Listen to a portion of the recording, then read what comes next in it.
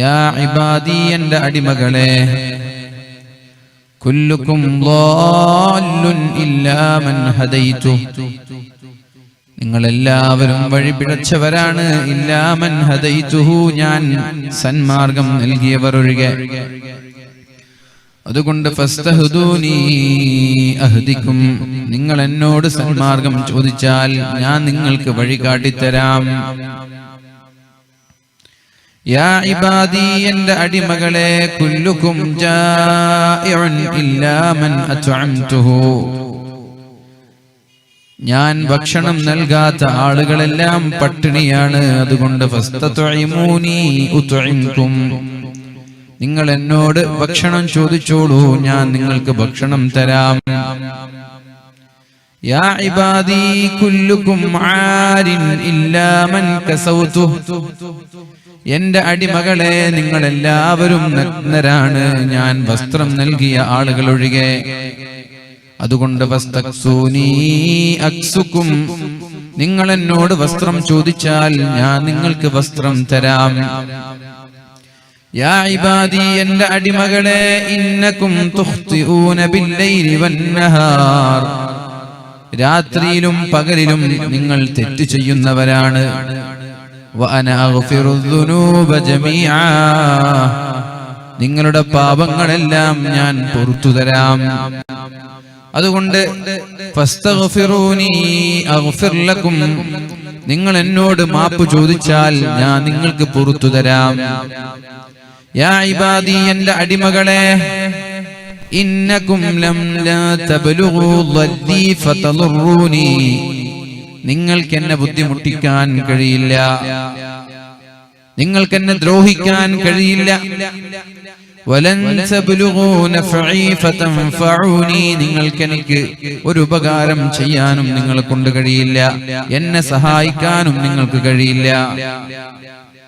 യാ ഇബാദി എൻ്റെ അടിമകളെ ലൗ അന്ന അവ്വലകും വആഖിറകും വഇൻസകും വജിന്നകും നിങ്ങളിൽ നിന്നുള്ള ഏറ്റവും ആദ്യത്തെ ആൾ വആഖിറകും അവസാനത്തവൻ വഇൻസകും നിങ്ങളിലുള്ള എല്ലാ മനുഷ്യരും വജിന്നകും നിങ്ങളിലുള്ള എല്ലാ ജിന്നുകളും പിശാചുക്കളും കാനൂ അലാ അത്ഖാ ഖൽബി റജുലിൻ വാഹിദിൻ മിൻകും നിങ്ങളുടെ കൂട്ടത്തിൽ ഏറ്റവും നല്ല തഖ്വയുള്ളവർ ആരാണോ, നിങ്ങളുടെ കൂട്ടത്തിലെ ഏറ്റവും വലിയ മുത്തഖിയാരാണോ, നിങ്ങളുടെ കൂട്ടത്തിലെ ഏറ്റവും വലിയ സൂഫി വര്യർ ആരാണോ, അയാളെപ്പോലെയായി ഈ മനുഷ്യന്റെ സൃഷ്ടിപ്പിന്റെ തുടക്കം മുതൽ അവസാനം വരെയുള്ള എല്ലാ മനുഷ്യരും ജിന്നുകളും എല്ലാവരും നിങ്ങളുടെ കൂട്ടത്തിലെ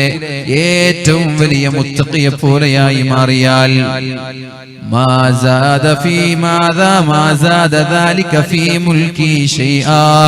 അതുകൊണ്ട് എന്റെ അധികാരത്തിൽ ഒരു എന്റെ അധികാരം, എന്റെ സ്ഥാനം, എനിക്കൊരു പ്രൊമോഷൻ കിട്ടുകയില്ല, എന്റെ സ്ഥാനം വർദ്ധിക്കുകയില്ല.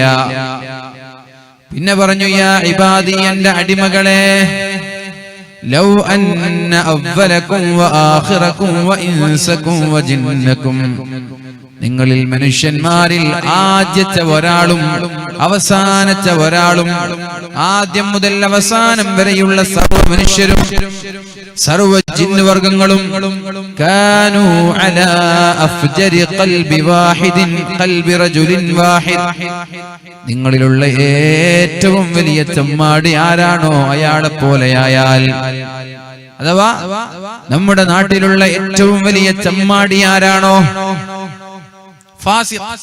ദുഷ്ടൻ, ഏറ്റവും വൾഗറായവൻ, മോശപ്പെട്ടവൻ ആരാണ് നമ്മുടെ കൂട്ടത്തിലെ, അയാളെപ്പോലെയായി ആര്?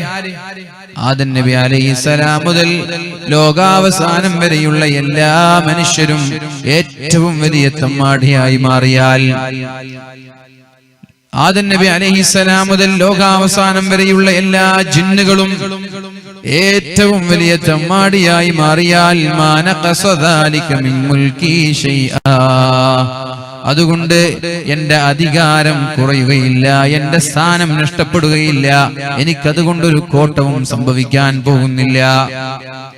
യാ ഇബാദി എന്റെ അടിമകളെ ലൗ അന്ന അവ്വലകും വ ആഖിറകും വ ഇൻസകും വ ജിന്നകും നിങ്ങളുടെ ആദ്യത്തെ മനുഷ്യൻ മുതൽ അവസാനം വരെയുള്ള ആള് വരെ, ആദ്യത്തെ ജിന്ന് മുതൽ അവസാനത്തെ ജിന്ന് വരെയുള്ള ആളുകൾ ഖാമൂ എല്ലാവരും വലിയൊരു പർവ്വതത്തിന്റെ മുകളിലേക്ക് കയറി ഫസഅലൂനി എന്നോട് അവരുടെ ഓരോ ആവശ്യങ്ങൾ ചോദിച്ചു.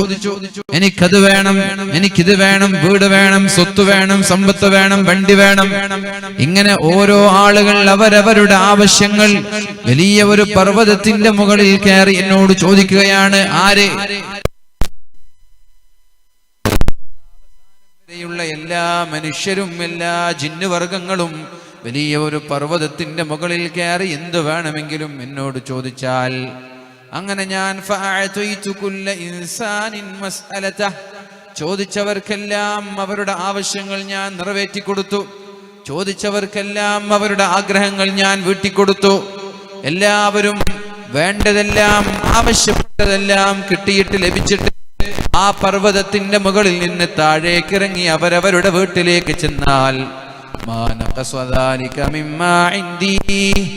അത് എന്റെ സ്വത്തിൽ നിന്ന്, എന്റെ ഖജനാവിൽ നിന്ന്, എന്റെ സമ്പാദ്യങ്ങളിൽ നിന്ന് ഒരു സൂചി കടലിലേക്ക് മുക്കി ഉയർത്തുമ്പോൾ, ഒരു സൂചി വിശാലമായ സമുദ്രത്തിലേക്ക് മുക്കി ഉയർത്തുമ്പോ ആ സൂചിയിൽ നിന്ന് ഇറ്റ് വീഴുന്ന വെള്ളത്തുള്ളി അത്ര പോലും എന്റെ ഖജനാവിൽ നിന്ന് തീർന്നു പോവൂല എന്ന് പരിശുദ്ധ റസൂലുള്ളാഹി സ്വല്ലല്ലാഹു അലൈഹി വസല്ലം.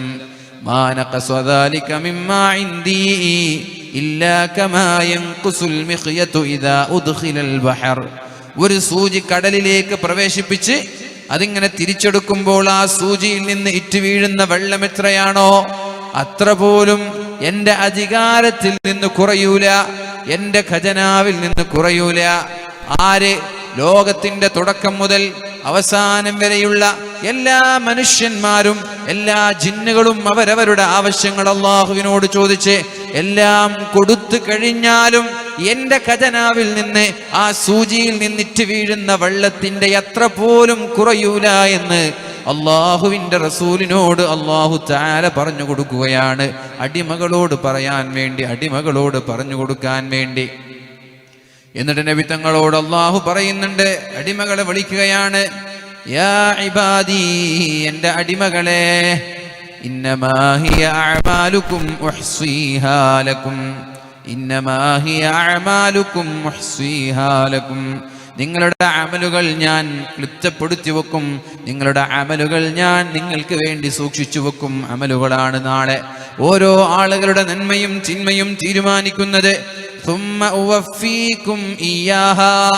നിങ്ങൾ ചെയ്ത നന്മകളെ, നിങ്ങൾ ചെയ്ത തിന്മകളെ, നിങ്ങൾ എന്ത് അമലുകളാണോ ചെയ്തത് അതിനനുസരിച്ചാണ് നാളെ നിങ്ങളോട് പെരുമാറാൻ പോകുന്നത്. അതുകൊണ്ട് ഫമൻ വജദ ഖൈറൻ ഫല്യഹ്മദില്ലാഹ്. ഖൈറിനെ ആർക്കെങ്കിലും ലഭിച്ചാൽ, നാളെ നന്മ ലഭിച്ചാൽ, സന്തോഷം ലഭിച്ചാൽ അൽഹംദുലില്ലാഹ് എന്ന് നിങ്ങൾ പറഞ്ഞോളൂ. വമൻ വജദ ഗൈറ ദാലിക ഫലാ യലൂമന്ന ഇല്ലാ നഫ്സ. ഈ നാളെ ആഖിറത്തിലെത്തി നോക്കുമ്പോ സന്തോഷമല്ല, ദുഃഖമാണ്, പ്രയാസമാണ് ലഭിക്കുന്നതെങ്കിൽ ഫലാ യലൂമന്ന ഇല്ലാ നഫ്സ, അയാൾ സ്വന്തം ശരീരത്തെയല്ലാതെ വേറെ ആരെയും കുറ്റപ്പെടുത്തിയിട്ട് കാര്യമില്ല. കാരണം നിങ്ങളുടെ അമലുകൾ ഞാൻ ഇന്ന് ക്ലിപ്തപ്പെടുത്തുന്നുണ്ട്. ഞാൻ അല്ലാഹു തആല പറഞ്ഞു, ഖാല അല്ലാഹു തബാറക വ തആല, അല്ലാഹു തആല പറയുന്നുണ്ട്, യാ ഇബാദി എന്റെ അടിമകളെ, ഇന്നി ഹറംതുൽ ളുൽമ അലാ നഫ്സി. ഞാൻ അക്രമം ഹറാമാക്കിയിട്ടുണ്ട് എൻ്റെ ശരീരത്തോട്. ഞാൻ എൻ്റെ ശരീരത്തോട് അക്രമം ഹറാമാക്കിയിട്ടുണ്ട്. അതുകൊണ്ട് നിങ്ങളും പരസ്പരം ആക്രമിക്കാൻ പാടില്ല. സ്റ്റെപ്പ് കൊടുക്കല്ലേ, 3 സ്റ്റെപ്പ് കൊടുത്തു. ഇന്നി ഹറംതുൽ ളുൽമ അലാ നഫ്സി, എൻ്റെ ശരീരത്തോട് ഞാൻ അക്രമം ഹറാമാക്കിയിട്ടുണ്ട്. വലഉ ശൈഇ ഫീ ഗൈരി മഹല്ലി എന്നാ പറയാം. ഏതൊരു കാര്യവും ചെയ്യേണ്ടതുപോലെ ചെയ്യാതിരിക്കൽ അക്രമമാണ്. ഏത് കാര്യമായാലും അക്രമം എന്ന് പറഞ്ഞാൽ ബസ് എത്തിക്കണമെന്നൊന്നുമില്ല. നമ്മൾ അക്രമം എന്ന് പറയുമ്പോൾ നമ്മുടെ മനസ്സിലേക്ക് ഓർമ്മ വരിക കല്ലെറിയുക, ടയർ കത്തിക്കുക, ബസ് കത്തിക്കുക, അല്ലേ? അങ്ങനെ വേണമെന്നൊന്നുമില്ല. ഏതൊരു കാര്യവും ചെയ്യേണ്ട രീതിയിൽ ചെയ്യാതിരിക്കുന്നത് അക്രമമാണ്. മാതാപിതാക്കളോട് മക്കൾ മോശമായി പെരുമാറുന്നത് അക്രമമാണത്. ഭാര്യയോട് ഭർത്താവ് മോശമായി പെരുമാറുന്നത് അക്രമമാണ്. ഭർത്താവ് തിരിച്ചു ഭാര്യയോട്, ഭാര്യ തിരിച്ചു ഭർത്താവിനോട്, അയൽവാസികളോട്, കുടുംബക്കാരോട്, നാട്ടുകാരോട്, ചങ്ങാതിമാരോട്, മറ്റുള്ള മതങ്ങളോട്. നാളെ പാരത്രിക ലോകത്ത് അല്ലാഹു ചോദിക്കാൻ പോകുന്ന ഏറ്റവും വലിയ ചോദ്യം അതാണ്, അമാനത്തതാണ്. അമാനത്തിനെ നിങ്ങൾ ചോദ്യം ചെയ്യരുത്. അമാനത്തിൽ നിങ്ങൾ വിള്ളൽ വരുത്താൻ പാടില്ല. നാളെ മഹ്ശറ ലോകത്തെത്തുമ്പോൾ അല്ലാഹു തആല ഇങ്ങനെ ഒരു ചോദ്യം ചോദിക്കും. അവിടെ ആർക്കെങ്കിലും െങ്കിൽ അവർ ഉത്തരവാദിയായിരിക്കുമെന്ന് അല്ലാഹുവിന്റെ ഹബീബായ റസൂലുള്ളാഹി സ്വല്ലല്ലാഹു അലൈഹി വസല്ലം. അഥവാ കല്യാണം കഴിഞ്ഞ് ആദ്യ രാത്രികളിലുള്ള കഥകൾ ഭർത്താവ് സുഹൃത്തുക്കളോടോ ഭാര്യ സുഹൃത്തുക്കളോടോ പറയാൻ പാടില്ല. അത് ഏറ്റവും വലിയ തെമ്മാടിത്തരമാണെന്ന് പരിശുദ്ധ റസൂലുള്ളാഹി സ്വല്ലല്ലാഹു അലൈഹി വസല്ലം. ഇന്ന മിൻ അഅലമിൽ അമാന, അത് ചെയ്യുന്ന ആളുകൾ മുനാഫിഖീങ്ങളാണെന്നും മുനാഫിഖീങ്ങൾക്ക് അല്ലാഹു നൽകുന്നത് നരകത്തിന്റെ താഴെ തട്ടാണെന്നും ഫിദ്ദർക്കിൽ അസ്ഫലി മിനന്നാർ, നരകത്തിന്റെ ഏറ്റവും ഭയാനകമായ താഴെ തട്ടാണ് അല്ലാഹു മുനാഫിഖീങ്ങൾക്ക് നൽകുന്നത് എന്നും അല്ലാഹുവിന്റെ ഹബീബായ റസൂലുള്ളാഹി സ്വല്ലല്ലാഹു അലൈഹി വസല്ലം. അപ്പൊ നോക്കിയേ, നമ്മൾ സ്വന്തം ഭാര്യയുടെ രഹസ്യങ്ങൾ മറ്റൊരാളോട് പറയുന്നത് ഏറ്റവും വലിയ അക്രമമാണെന്ന് മനസ്സിലാക്കണം. പിന്നെയല്ലേ മറ്റുള്ളവരുടേത്, നാട്ടുകാരുടേത്, അയൽവാസികളുടേത്, ചങ്ങാതിമാരുടേത്. ഒരാളുടെ ന്യൂനതകൾ മറച്ചുവെക്കുന്നത് അല്ലാഹുവിന് ഇഷ്ടപ്പെട്ട അമലാണ്. മറ്റൊരാളുടെ ന്യൂനതകൾ മറച്ചുവെക്കുന്നത്, മറ്റൊരാളുടെ വീഴ്ചകൾ മറച്ചുവെക്കുന്നത് അല്ലാഹുവിന് ഇഷ്ടപ്പെട്ട അമലാണത്. നേരെ മറിച്ച് മറ്റൊരാളുടെ ന്യൂനതകളെ വെളിച്ചത്താക്കുകയും പരസ്യമാക്കുകയും ചെയ്യുന്നത് അല്ലാഹു മാപ്പ് നൽകാത്ത മഹാപാപമാണെന്നും അല്ലാഹുവിന് അതിനോട് കോപമാണെന്നും നമ്മൾ മനസ്സിലാക്കണം. അല്ലാഹു നമ്മൾക്ക് ബോധം നൽകട്ടെ. അപ്പൊ ഞാൻ പറഞ്ഞു വരുന്നത്, മക്കൾ മാതാപിതാക്കളോട് മോശമായി പെരുമാറുന്നത്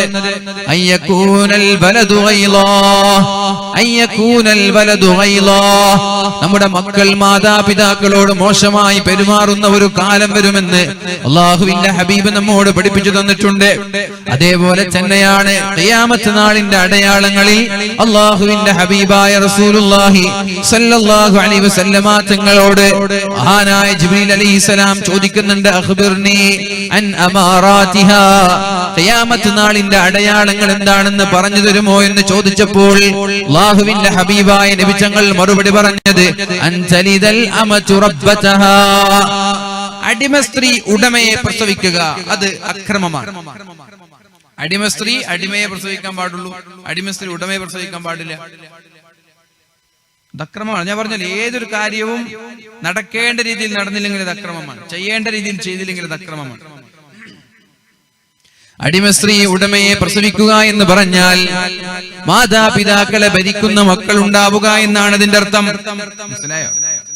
മാതാപിതാക്കളെ ഭരിക്കുന്ന മക്കൾ ഉണ്ടാവുക എന്നാണ് അതിന്റെ അർത്ഥം. മാതാപിതാക്കൾക്ക് മക്കള് പേടിയുണ്ടാവുക, അവരെ പേടിച്ചിട്ട് മാതാപിതാക്കൾ ജീവിക്കാം. അങ്ങനെ ഒരു കാര്യം, അങ്ങനെ ഒരു പ്രവർത്തനം ഉണ്ടായാൽ അത് ഖിയാമത്ത് നാളിന്റെ അടയാളമാണെന്ന് പരിശുദ്ധ റസൂലുള്ളാഹി സ്വല്ലല്ലാഹു അലൈഹി വസല്ലം. ഒരു പാരന്റ് വിളിക്കാണ്, ഒരു രക്ഷിതാവ് വിളിക്കാണ്, മകൾക്ക് ഇന്നാലിന്ന ഒരാളുമായിട്ട് വല്ലാത്ത പ്രേമമാണ്, ഉസ്താദ് എന്തെങ്കിലും ഇടപെട്ടിട്ട് അതിനൊരു പരിഹാരം കാണിച്ചു തരണം. ഞങ്ങൾ എത്ര പറഞ്ഞാലും മകള് കേൾക്കുന്നില്ല, അനുസരിക്കുന്നില്ല. നമ്മളെന്ത് പറയാനാ? നമുക്ക് ഭീഷണിപ്പെടുത്താൻ പറ്റുമോ? നമുക്ക് പ്രേമിക്കല്ല എന്ന് പറയാൻ പറ്റുമോ? നീ പ്രേമിക്കുന്ന ഒരാളോട് നീ പ്രേമിക്കല്ല എന്ന് പറഞ്ഞ അയാൾ പ്രേമം നിർത്തുവോ? നേരത്തെ കുറച്ച് നല്ല ഉഷാറായിട്ടുണ്ട്. ഞങ്ങൾക്ക് ഉറക്കണ്ട. ഞങ്ങളുടെ ആരോ വന്നൊരു ഫോൺ വിളിച്ച് വന്നപ്പോൾ കുറച്ചു നല്ല ഉഷാറുണ്ടായിരുന്നു. ഡിലേ എല്ലാം കുറച്ചോന്നൊക്കെ ചെറിയൊരു ഡൗട്ടുണ്ട്. ഡിലേ കുറച്ച് അതിൻ്റെ ഇടയ്ക്ക് കുറച്ചോ നല്ല ഉഷാറായിട്ടുണ്ട്. അതിൻ്റെ ഇടയ്ക്ക് നിങ്ങൾ മറ്റേ ക്യാമറമാൻ വന്നപ്പോൾ നിങ്ങൾ എന്തോന്ന് ചെയ്തെന്ന് തോന്നുന്നു. എനിക്ക് എന്നും പറഞ്ഞു ഓൺലൈനിൽ കേൾക്കുന്നതൊക്കെ ബുദ്ധിമുട്ടുണ്ടോ? അതുകൊണ്ട് ക്ലാരിറ്റി കുറവുണ്ടോ?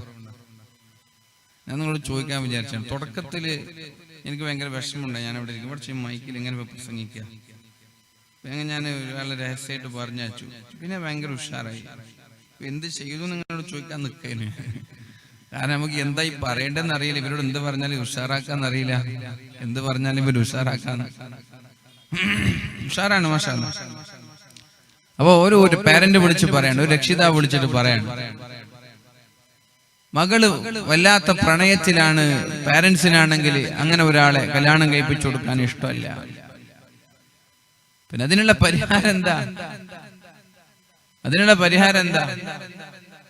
ഒന്നുകിൽ ഇവള് സ്വയം മാറണം ഈ പ്രണയത്തിൽ നിന്ന്. സ്വയം മാറാതെ ഇവൾക്ക് വേറെ ഒരു വിവാഹം കഴിപ്പിച്ചു കൊടുത്താൽ അത് അപകടമാണ്. ഇവള് സ്വയം അറിഞ്ഞ് ആ പ്രേമിക്കുന്ന ആളുകളോടുള്ള പ്രേമം മാറ്റി മറ്റൊരാളെ ഇഷ്ടപ്പെടാൻ തുടങ്ങിയാലേ വിവാഹം ചെയ്തു കൊടുക്കാൻ പാടുള്ളൂ. അല്ലാതെ പ്രണയം മനസ്സിൽ വെച്ച് മറ്റൊരാളെ വിവാഹം കഴിപ്പിച്ചു കൊടുത്താൽ അവിഹിത ബന്ധങ്ങൾക്ക് സാധ്യതയുണ്ട്. ഇവിടെ ഇഷ്ടമില്ലാത്തൊരു ഭർത്താവിന്റെ കൂടെ എത്ര കാലം ഈ പെണ്ണ് ജീവിക്കും? മാതാപിതാക്കളുടെ വാശി കാരണത്താൽ നിങ്ങൾ മറ്റൊരാളെ തേടിപ്പിടിച്ച് വിവാഹം കഴിപ്പിച്ചു കൊടുത്തു. അവൾക്കാണെങ്കിൽ അയാളുടെ കൂടെ കിടക്കാൻ ഇഷ്ടമല്ല. എത്ര കാലം മുന്നോട്ട് പോകും? ഒന്നുകിൽ അത് ഡിവേഴ്സിലെത്തും. വലിയ കെങ്കേമമായി വിവാഹം കഴിപ്പിച്ച് അവസാനം അത് വിവാഹമോചനത്തിലെത്തി ആദ്യം പറഞ്ഞ ആ കല്യാണത്തിലേക്ക് തന്നെ തിരിച്ചെത്തും. അതിനേക്കാൾ നല്ലത് ആദ്യം തന്നെ വിവാഹം കഴിപ്പിച്ചു കൊടുക്കലല്ലേ. അപ്പൊ ഞാൻ പറഞ്ഞു വരുന്നത്, പ്രേമകല്യാണങ്ങളും പ്രണയ കല്യാണങ്ങളും ഒക്കെ അപകടമാണ്. അത് നമ്മുടെ പെൺകുട്ടികൾ മനസ്സിലാക്കണം. കാരണം ഈ വിവാഹം എന്നുള്ളത് ആർക്കും അനുഭവിച്ച് എക്സ്പീരിയൻസിലൂടെ പെണ്ണ് കെട്ടാമെന്ന് പറഞ്ഞാൽ അത് കഴിയില്ല.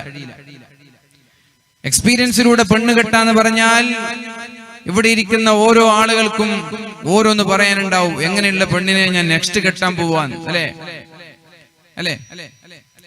കല്യാണത്തിന്റെ വിഷയത്തിന് മാത്രമാണ് എക്സ്പീരിയൻസ് ഇല്ലാത്തത്. ബാക്കിയുള്ള എല്ലാ മേഖലകളിലും എക്സ്പീരിയൻസ് വേണം. ജോലിക്ക് പോയാൽ 2, 3, 4 വർഷത്തെ എക്സ്പീരിയൻസ് വേണം. ഗൾഫിൽ പോയാലും എക്സ്പീരിയൻസ് വേണം. പക്ഷെ കല്യാണത്തിന്റെ വിഷയം വരുമ്പോ അവിടെ എക്സ്പീരിയൻസ് ഉണ്ടെങ്കിൽ പെണ്ണ് കിട്ടൂല. പക്ഷെ എക്സ്പീരിയൻസ് ഉള്ള ആളുകൾ ആരെ കല്യാണം കഴിക്കുമെന്ന് നമ്മൾ ചോദിക്കണം.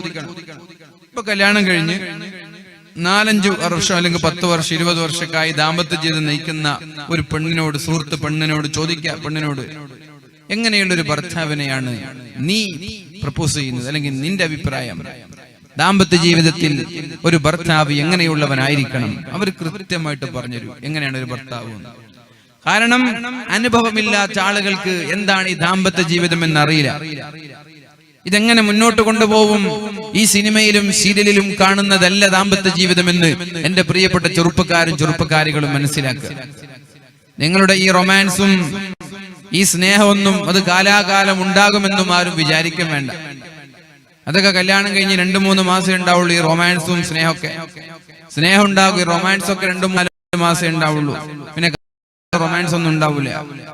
അപ്പൊ പിന്നെ പണ്ട് പ്രണയിക്കുന്ന കാലത്ത് അങ്ങനെ ആയിരുന്നല്ലോ, പണ്ട് പ്രേമിക്കുന്ന കാലത്ത് ഇങ്ങനെ ആയിരുന്നല്ലോ. ഇപ്പൊ ഫോൺ വിളിച്ചെടുക്കാൻ സമയമില്ല, ഇപ്പൊ മെസ്സേജ് അയച്ചാൽ റീപ്ലൈ തരാൻ സമയമില്ല, കല്യാണം കഴിഞ്ഞ ഉടനെ അങ്ങനെ ആയിരുന്നല്ലോ എന്ന് പറഞ്ഞിട്ട് കാര്യമില്ല. അതുകൊണ്ടാണ് ഞാൻ പറഞ്ഞത്, എക്സ്പീരിയൻസ് ഉള്ള ആളുകളുമായിട്ട് ആദ്യം ഒന്ന് ചർച്ച ചെയ്യുക, എന്താണ് ദാമ്പത്യ ജീവിതം. എന്നിട്ട് ദാമ്പത്യ ജീവിതത്തിലേക്ക് നമ്മൾക്ക് സ്യൂട്ടബിൾ ആയ ഒരു പുതിയ ആപ്പിള അല്ലെങ്കിൽ ഒരു പുതുനാരി അവരെ തെരഞ്ഞെടുക്കുക. ചുരുക്കി പറഞ്ഞാൽ എടുത്തുചാട്ടത്തിലൂടെ പ്രേമിച്ചും പ്രണയിച്ചും ഒളിച്ചോടിയും നടത്തുന്ന വൈവാഹിക ജീവിതം ബഹുഭൂരിഭാഗവും തകർച്ചയിലേക്കാണ് നിങ്ങളെ കൊണ്ടെത്തിക്കുക എന്നുള്ള യാഥാർത്ഥ്യം ഓരോ ആളുകളും തിരിച്ചറിയണമെന്ന് വളരെ സ്നേഹത്തോടെ അറിയിക്കുകയാണ്. കാരണം മാതാപിതാക്കളുടെ സമ്മതത്തോടുകൂടെ, മാതാപിതാക്കളുടെ അനുവാദത്തോടുകൂടെ അവർ തെരഞ്ഞെടുത്ത വൈവാഹിക ജീവിതം പോലും 6 മാസത്തിൽ കൂടുതൽ സന്തോഷത്തോടെ മുന്നോട്ട് പോവാറില്ല. പിന്നെ ഏതായാലും കെട്ടിക്കഴിഞ്ഞു, ഇനിയിപ്പോ ത്വലാഖ് ചെല്ലാന്ന് പറഞ്ഞാൽ മോശമല്ലേ? പ്രത്യേകിച്ച് മുത്തലാഖിന്റെ വിധിയും കോടതിയിൽ വന്ന സ്ഥിതിക്ക് ഇനി എങ്ങനെ ഇപ്പൊ മുന്നോട്ട് പോവാ? ഇനി ഇങ്ങനെ പോട്ടെ, തട്ടിമുട്ടി മുന്നോട്ട് പോവട്ടെ എന്ന ചിന്തയാണ് ബഹുഭൂരിഭാഗം വൈവാഹിക ജീവിതത്തിലും കേൾക്കാൻ കഴിഞ്ഞത്. എന്തുകൊണ്ട് ഇങ്ങനെ ഒരു പ്രപ്പോസ്ഡ് ആയിട്ടുള്ള അറേഞ്ച്ഡ് വിവാഹങ്ങളിലുള്ള കഥയാണ് ഞാൻ പറയുന്നത്. ഒരു പെണ്ണിന് ഭർത്താവിനെ സഹിക്കുന്നില്ല, ഭർത്താവിന്റെ സ്വഭാവം ഉൾക്കൊള്ളാനോ ദഹിക്കാനോ കഴിയുന്നില്ല. അപ്പൊ ഒരു ആശ്വാസമുണ്ട്, പോയിട്ട് ഉമ്മയോടൊന്ന് പറയാം, പോയിട്ട് ഉപ്പയോടൊന്ന് പറയാം. അപ്പൊ അവരോടൊന്ന് പറയുമ്പോ അവരെ ആശ്വസിപ്പിക്കും. പക്ഷേ ഈ പ്രേമിച്ച് കല്യാണം കഴിച്ചവർ ആരോടാവുന്ന ആശ്വാസം തേടാ? ആരോട് പോയിട്ടാ പറയാ? ഉപ്പയോട് പറഞ്ഞ നീ അനുഭവിച്ചോ, നീ എന്നെ തെരഞ്ഞെടുത്തല്ലേ എന്നാ പറയാ. ഉമ്മയോട് പറഞ്ഞ ഉമ്മ പറയും നീ അനുഭവിച്ചോ, ഞങ്ങൾ അന്നേ പറഞ്ഞതല്ലേ, നീ അനുഭവിച്ചോളൂ. ആരോട് പറയും? ആരിൽ നിന്ന് കേൾക്കും? സമാധാനത്തിന്റെ വാക്കുകൾ പോലും കേൾക്കാൻ കഴിയില്ല. പ്രത്യേകിച്ച് നിങ്ങളുടെ കണ്ണൂർ ഭാഗത്തൊക്കെ പെണ്ണിന്റെ വീട്ടിലാണ് താമസം, ഉമ്മയുടെ കൂടെയാണ് താമസം. അപ്പൊ ഉമ്മമാരുടെ സമാധാനവും ഉമ്മമാരിൽ നിന്നുള്ള ആശ്വാസവാക്കുകളും വളരെ പ്രധാനമാണ്, വളരെ പ്രധാനപ്പെട്ട ഘടകമാണ്. ഏതായാലും ഞാൻ പറഞ്ഞു വരുന്നത്, മാതാപിതാക്കളെ അനുസരിക്കാത്ത മക്കളുണ്ടാവുന്നത് ലോകാവസാനത്തിന്റെ അടയാളമാണെന്ന് പരിശുദ്ധ റസൂലുള്ളാഹി സ്വല്ലല്ലാഹു അലൈഹി വസല്ലമ തങ്ങൾ നമ്മോട് പഠിപ്പിക്കുന്നുണ്ട്. അപ്പൊ മാതാപിതാക്കൾ എന്ത് ചെയ്യണം? അവരെ പറഞ്ഞ് കാര്യങ്ങൾ മനസ്സിലാക്കി കൊടുക്കാൻ വേണ്ടി ശ്രമിക്കുക. മനസ്സിലാവുന്നില്ലേ? അവർക്ക് തന്നെ പ്രേമിച്ച ആളെ കൊണ്ട് കെട്ടിച്ചു കൊടുക്കുക. എന്താ പ്രശ്നം? ചിലപ്പോ പൈസ ഉണ്ടാവും, അവരനുഭവിക്കും. അത്രയുള്ള കാര്യങ്ങളൊക്കെ പറഞ്ഞ് മനസ്സിലാക്കി കൊടുക്കുക. ഇതാണ് സംഭവം. വിവാഹിക ജീവിതം എന്ന് പറഞ്ഞാൽ ഇതാണ്, ദാമ്പത്യ ജീവിതം എന്ന് പറഞ്ഞാൽ ഇതാണ്. ഇനി ഇതിന് ശേഷം എന്തെങ്കിലും പ്രശ്നങ്ങൾ ഉണ്ടായി എന്റെ അടുത്ത് കൂടി വരണ്ട, നീ തന്നെ അനുഭവിക്കേണ്ടി വരും എന്നൊക്കെ പറഞ്ഞ് അവരെ തന്നെ കെട്ടിച്ചു കൊടുക്കുക. അല്ലാതെ നമ്മൾ വാശി പിടിച്ചിട്ട് വേറൊരാളെ കെട്ടിച്ചു കൊടുത്ത് അവിഹിത ബന്ധങ്ങൾ, ഒളിച്ചോട്ടങ്ങൾ, അതേപോലെ ഡിവോഴ്സ്, വിവാഹമോചനങ്ങൾ, ഇതൊക്കെ നടക്കാതിരിക്കാൻ നമ്മൾ യുക്തിയോടുകൂടി പെരുമാറണം എന്ന് ഞാൻ വളരെ സ്നേഹത്തോടെ അറിയിക്കുകയാണ്. പക്ഷേ ഇതൊക്കെ പ്രേമത്തിന്റെയും പ്രണയത്തിന്റെയും പിന്നാലെ പോകുന്ന എന്റെ പ്രിയപ്പെട്ട ചെറുപ്പക്കാരോട്, ചെറുപ്പക്കാരികളോട് ഞാൻ പറയട്ടെ, ബറക്കത്തില്ലാത്ത എല്ലാ കാര്യങ്ങളും അഥവാ ഹറാമ് കൊണ്ട് തുടങ്ങുന്ന കാര്യങ്ങളിൽ അല്ലാഹു ബറക്കത്ത് നൽകൂല. ഹറാമ് കൊണ്ട് തുടങ്ങുന്ന കാര്യങ്ങളിൽ അല്ലാഹു ബറക്കത്ത് നൽകൂല. എങ്ങനെയാണ് ഒരു പെണ്ണിനെ ആലോചിക്കാൻ, എങ്ങനെയാണ് ഒരു പെണ്ണിനോട് പെരുമാറാൻ പരിശുദ്ധ ഇസ്ലാം നമ്മോട് പഠിപ്പിച്ചു തന്നത്?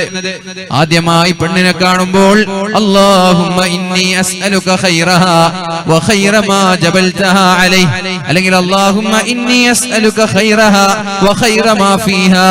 അല്ലാഹുവേ, ഈ പെണ്ണിന്റെ എല്ലാ നന്മയും എനിക്ക് തരണേ അല്ലാ, പെണ്ണിന്റെ ശർറിൽ നിന്ന് എന്നെ നീ സലാമത്താക്കണേ അല്ലാ. ആദ്യമായ ഒരു പെണ്ണും ആണും കണ്ടുമുട്ടുന്ന സമയത്ത് അവരുടെ തലയിൽ കൈവച്ച് ദുആ ചെയ്യാൻ അല്ലാഹുവിന്റെ ഹബീബ് പഠിപ്പിച്ച ദിക്റാണിത്. ഞാൻ ചോദിക്കട്ടെ, ചെറുപ്പത്തിലെ പ്രണയിച്ചുകൊണ്ട് പ്രേമിച്ചുകൊണ്ട് ചാറ്റ് ചെയ്ത് പല സ്ഥലങ്ങളിലും കറങ്ങി നടന്ന ഒരാൾക്ക് ഇങ്ങനെ ഒരു ദുആ ചെയ്തിട്ട്, ഇങ്ങനെ ഒരു പ്രാർത്ഥന നടത്തിയിട്ട് ദാമ്പത്യ ജീവിതം മുന്നോട്ട് നയിക്കാൻ പറ്റുമോ? ഇങ്ങനെ ഒരു ദുആ ചെയ്യാൻ പറ്റുമോ? ഇല്ല.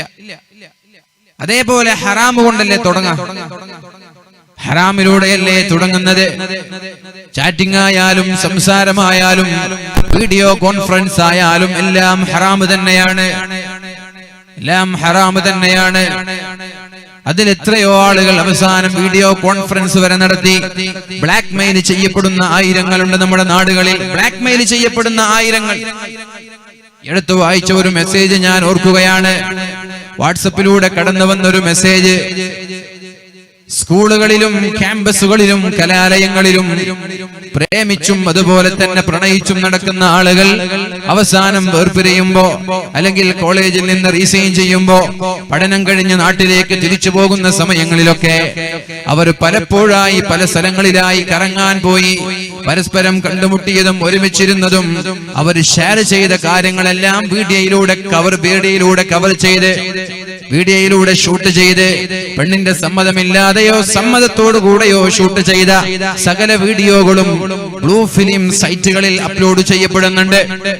കാരണം ഈ ബ്ലൂ ഫിലിം എന്ന് പറയുന്നത് മണിക്കൂറുകൾ അഭിനയിച്ചാൽ ലക്ഷങ്ങളും കോടികളും വാങ്ങുന്ന നടിമാരും നടന്മാരുണ്ട്. നടിമാരും നടന്മാരുണ്ട്. കോടികൾ മണിക്കൂറുകൾക്ക് അഭിനയിച്ചതിന്റെ പേരിൽ വില വാങ്ങുന്ന, ക്യാഷ് വാങ്ങുന്ന നടന്മാരും നടിമാരും. പക്ഷേ അതിനോട് ആർക്കും താല്പര്യമില്ല. താല്പര്യം ആരോടാ? ഈ ഒളിച്ചു കളിക്കുന്ന ആളുകൾ, അഥവാ ക്യാമ്പസിന്റെ കലാലയങ്ങളുടെ ഏതെങ്കിലും ബാത്റൂമിൽ പോയി, അല്ലെങ്കിൽ മരച്ചുവട്ടിൽ പോയി, ബീച്ചുകളുടെ ഏതെങ്കിലും മൂലയിൽ പോയി, ആരും കാണാതെ ഒറ്റയ്ക്കിരുന്നിട്ട് കാമുകൻ തന്നെ റെക്കോർഡ് ചെയ്യാൻ. എന്തിന് എനിക്കിത് നോക്കാൻ, എനിക്ക് കാണാൻ, പക്ഷേ ഞാൻ ആർക്കും അയച്ചു കൊടുക്കൂല എന്ന് പറഞ്ഞിട്ടാണ് വീഡിയോ എടുക്കുക. പെണ്ണതിന് സമ്മതിക്കും. അവസാനം പെണ്ണവിടെ നിന്ന് പിരിയുമ്പോഴേക്കും ഇത്തരം വീഡിയോകൾ ബ്ലൂ ഫിലിമിന്റെ സൈറ്റുകളിൽ കയറുന്നുണ്ട് എന്നാണ്. ഇത് വെച്ചിട്ട് ബ്ലാക്ക് മെയിൽ ചെയ്യുന്ന ആളുകളുണ്ട്. വേണ്ടാത്തൊരു വീഡിയോ അല്ലെങ്കിൽ വേണ്ടാത്ത ഒരു ഫോട്ടോ പുരുഷന്മാരുടെ കൈകളിലേക്ക്, കാമുകന്മാരുടെ കൈകളിലേക്ക് കിട്ടിയാൽ ഇത് ഞാൻ സോഷ്യൽ മീഡിയയിലൂടെ, അതേപോലെ വാട്സപ്പിലൂടെ, ഫേസ്ബുക്കിലൂടെ ഞാൻ ഇത് പ്രചരിപ്പിക്കുമെന്ന് പറഞ്ഞ് ഈ ഫോട്ടോ വെച്ച് പെൺകുട്ടികളെ ബ്ലാക്ക് മെയിൽ ചെയ്യുന്ന ആയിരങ്ങൾ നമ്മുടെ നാടുകളിലുണ്ട്. ഒളിച്ചോട്ടങ്ങളുടെ പിന്നിലുള്ള കഥകൾ ഇതാണെന്ന് നമ്മൾ മനസ്സിലാക്കണം. 10-18 വർഷക്കാലം മാതാപിതാക്കളുടെ കൂടെ വളർന്ന ഒരു പെണ്ണിനെ, 10-18 വർഷക്കാലം കുടുംബങ്ങളുടെ കൂടെ ജീവിച്ച ഒരു പെണ്ണിനെ ജ്യേഷ്ഠൻ വേണ്ട, അനുജൻ വേണ്ട, മാതാവ് വേണ്ട, പിതാവ് വേണ്ട എന്നൊക്കെ കോടതിയുടെ വരാന്തയിൽ പോയി പറയാൻ ധൈര്യം വരുന്നത് ഇത്തരം വീഡിയോകൾ നഷ്ടപ്പെടുന്നത് കൊണ്ടാണ്. തന്റെ സ്വകാര്യത മറ്റൊരാളുടെ കൈകളിലെത്തുമ്പോൾ അവർ പേടിക്കുകയാണ്.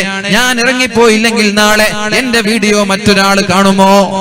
ഞാൻ വീട്ടിൽ നിന്ന് ഇറങ്ങിപ്പോയില്ലെങ്കിൽ, ഞാൻ എന്റെ പിതാവിനെ, എന്റെ മാതാവിനെ തള്ളി പറഞ്ഞില്ലെങ്കിൽ ഈ വീഡിയോകൾ ഫേസ്ബുക്കിലൂടെ, വാട്സപ്പിലൂടെ പ്രചരിക്കുമോ എന്ന പേടി കാരണത്താൽ മാതാവിനെ, പിതാവിനെ കണ്ടില്ലെങ്കിൽ എന്താ, എന്റെ നാണം നഷ്ടപ്പെടുമെന്ന് ഭയന്ന് വീട്ടിൽ നിന്ന് ഇറങ്ങിപ്പോകുന്ന ആളുകളുണ്ട്.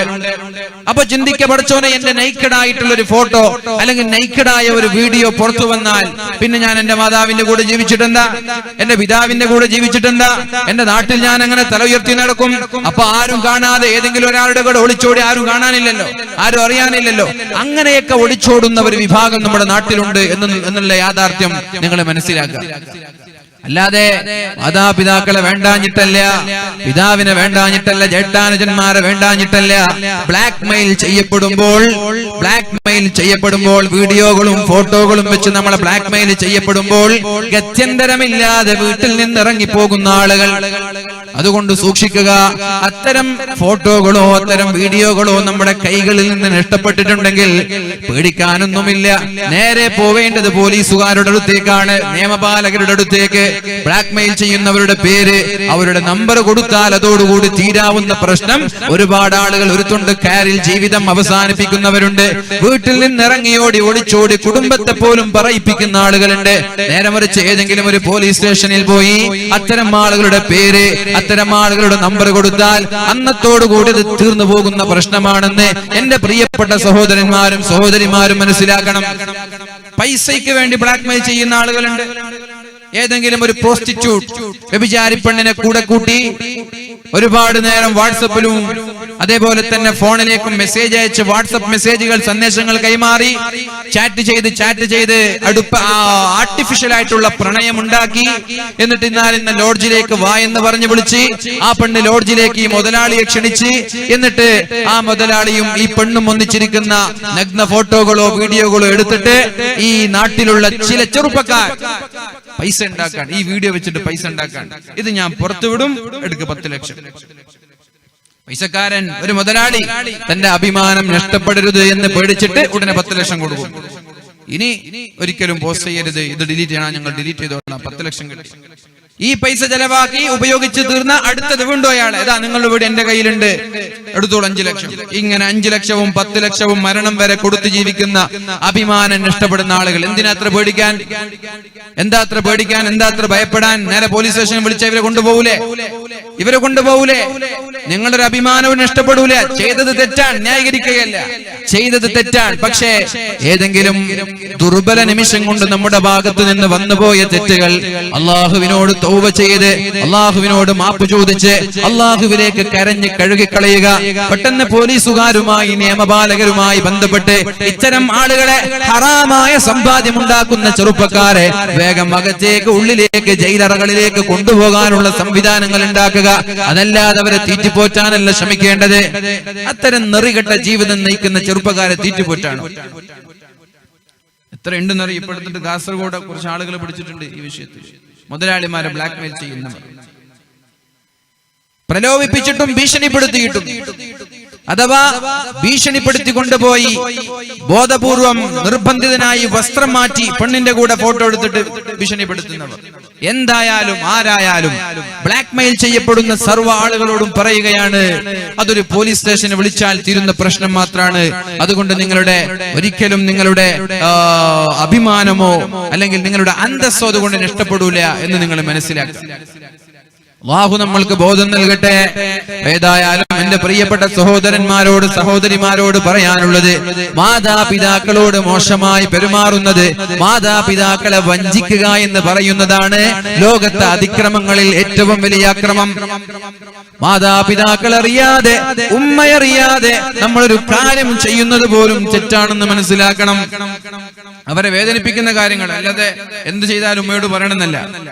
മാതാപിതാക്കൾ അറിയാതെ അവർക്ക് ഇഷ്ടമില്ലാത്തൊരു കാര്യം ചെയ്യുന്നത് പോലും നമ്മുടെ ജീവിതത്തിൽ വലിയ ഒരു പാപമായി, വലിയൊരു ശിക്ഷയായി ദുനിയാവിൽ തന്നെ അനുഭവിക്കേണ്ടി വരുമെന്നുള്ള യാഥാർത്ഥ്യം നമ്മൾ തിരിച്ചറിയണം. അല്ലാഹു നമ്മൾക്ക് ബോധം നൽകട്ടെ.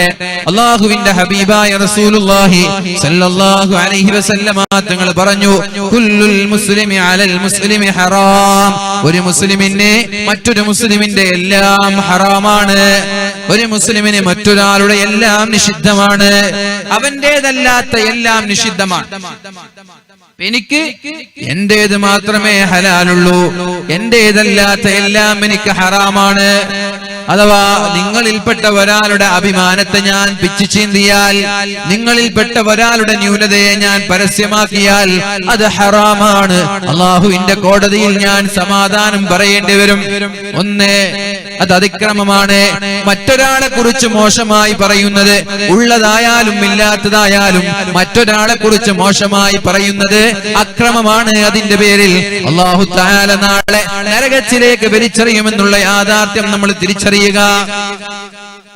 മഹാനായ മുആദ് റളിയല്ലാഹു അൻഹു അല്ലാഹുവിന്റെ ഹബീബിനോട് ചോദിക്കുന്നുണ്ട്, യാ റസൂലല്ലാഹ്, നബിയേ, ഇന്നാ മുആഖദൂന ബിമാ നതകല്ലമു യാ റസൂലല്ലാഹ്.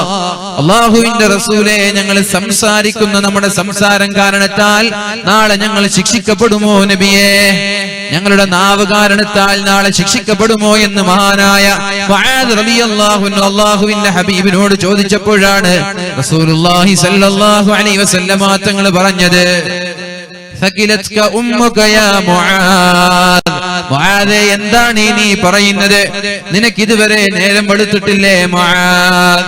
മുആദേ, എന്താണ് നീ പറയുന്നത്? നിനക്ക് നേരം വെളുത്തിട്ടില്ലേ മുആദ്?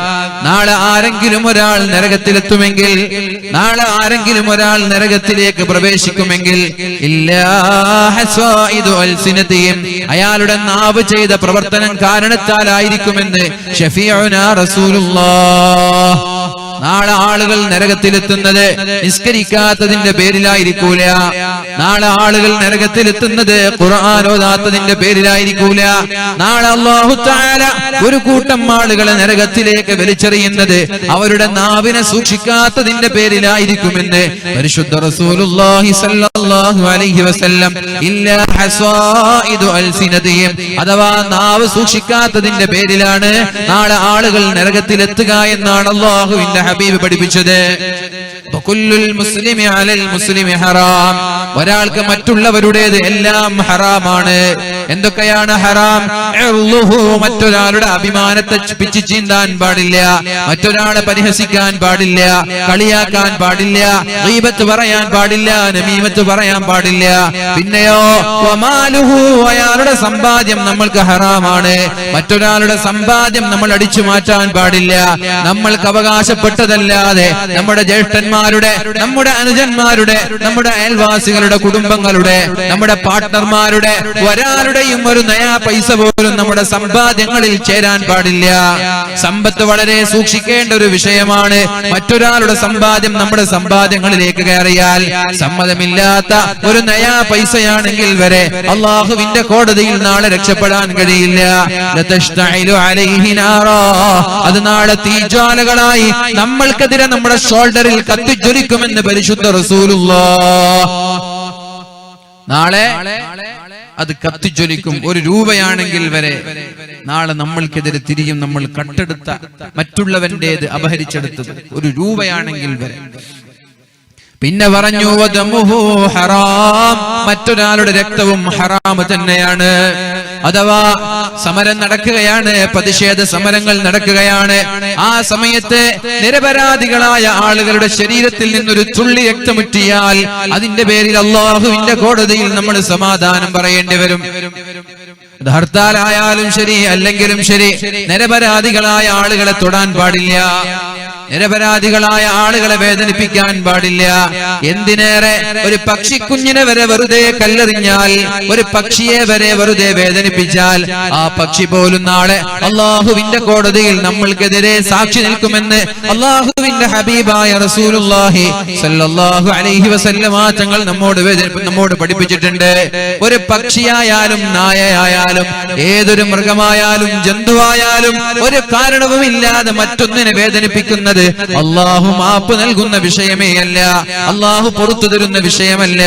അതുകൊണ്ട് വജഅൽതുഹു ബൈനകും മുഹറമാ, നിങ്ങളെ ഞാൻ ആക്രമിക്കാത്തതുപോലെ നിങ്ങളും മറ്റൊരാളെ ആക്രമിക്കാൻ പാടില്ല.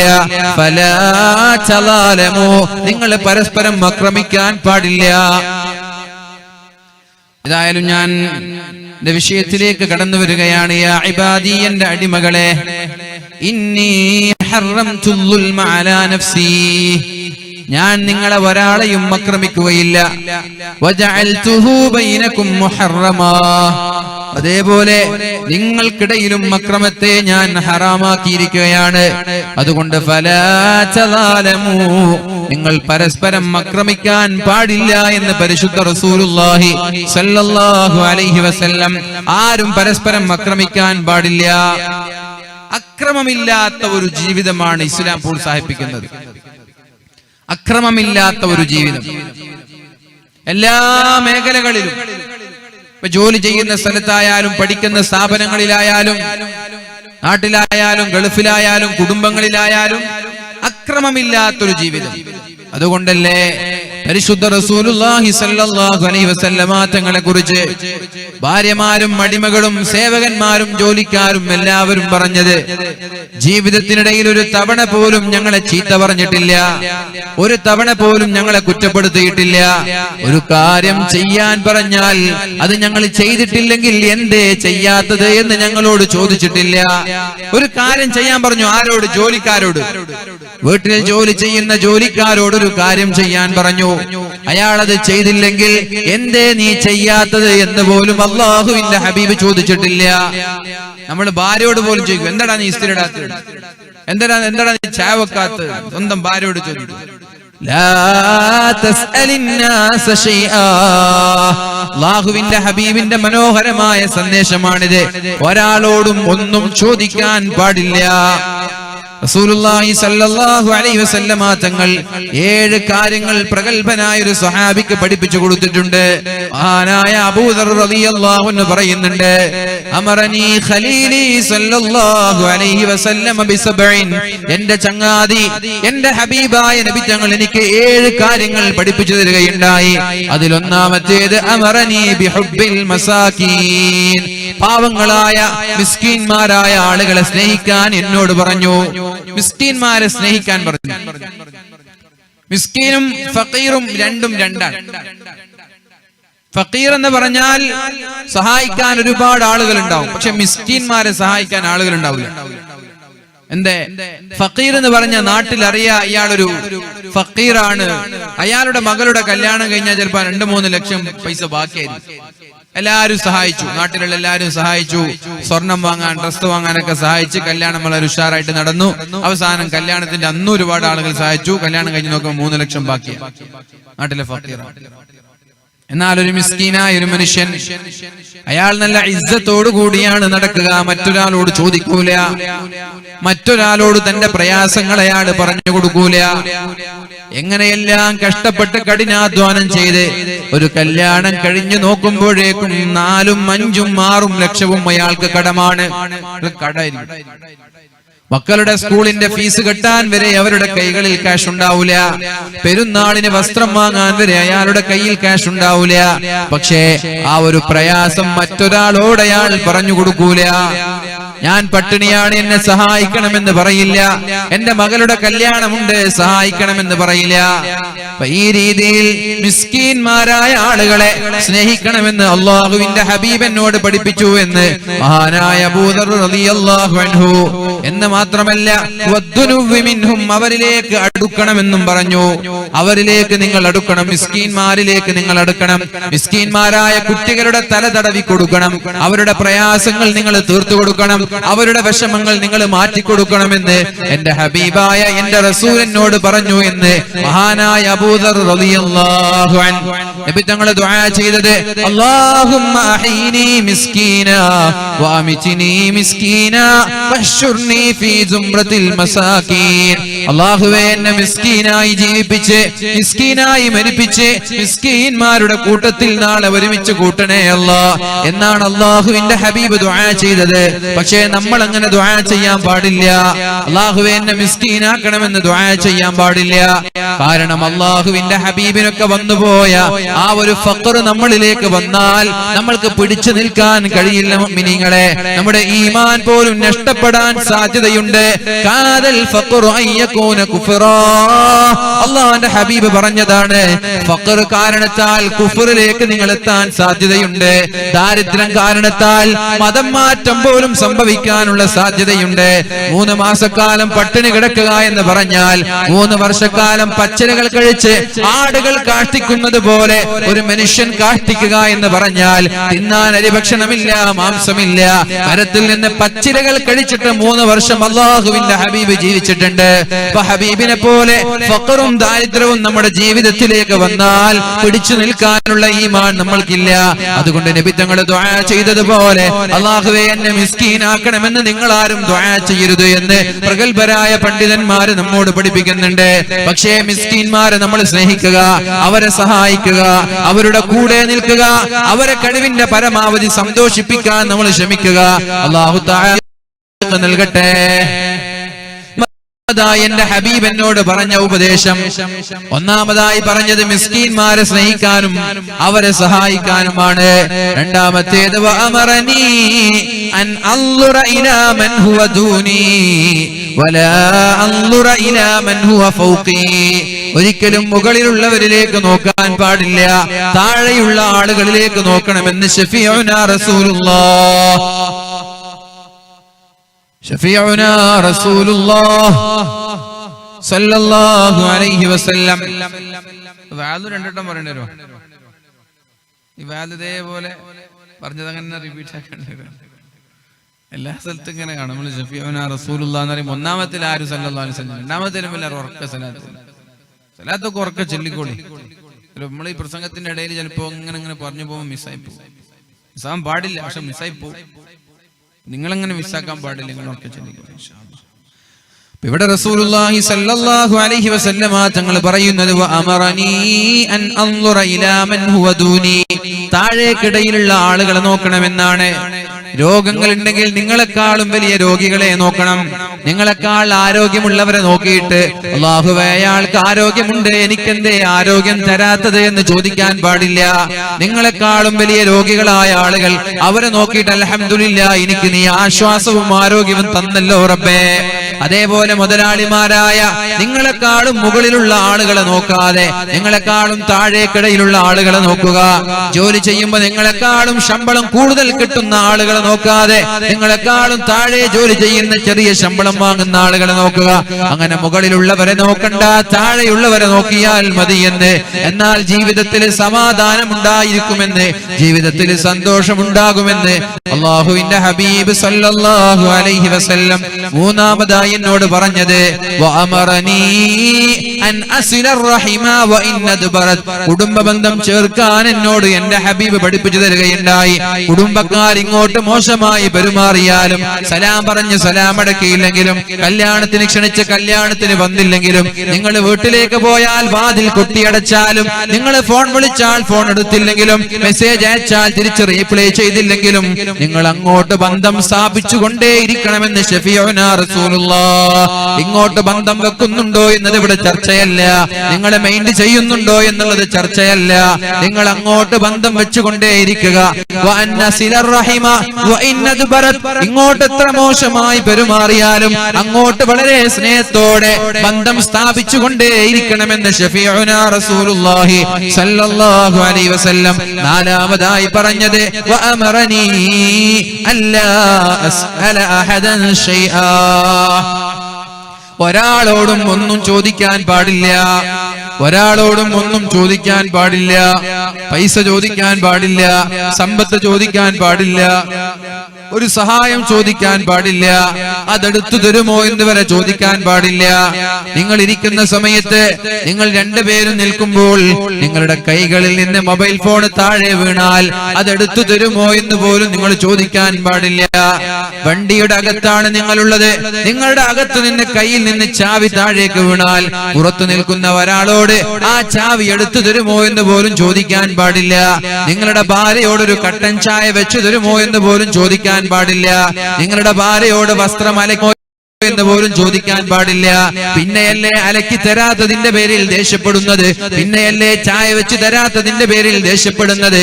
അഥവാ മറ്റുള്ളവരോടൊരു സഹായവും ചോദിക്കരുത്.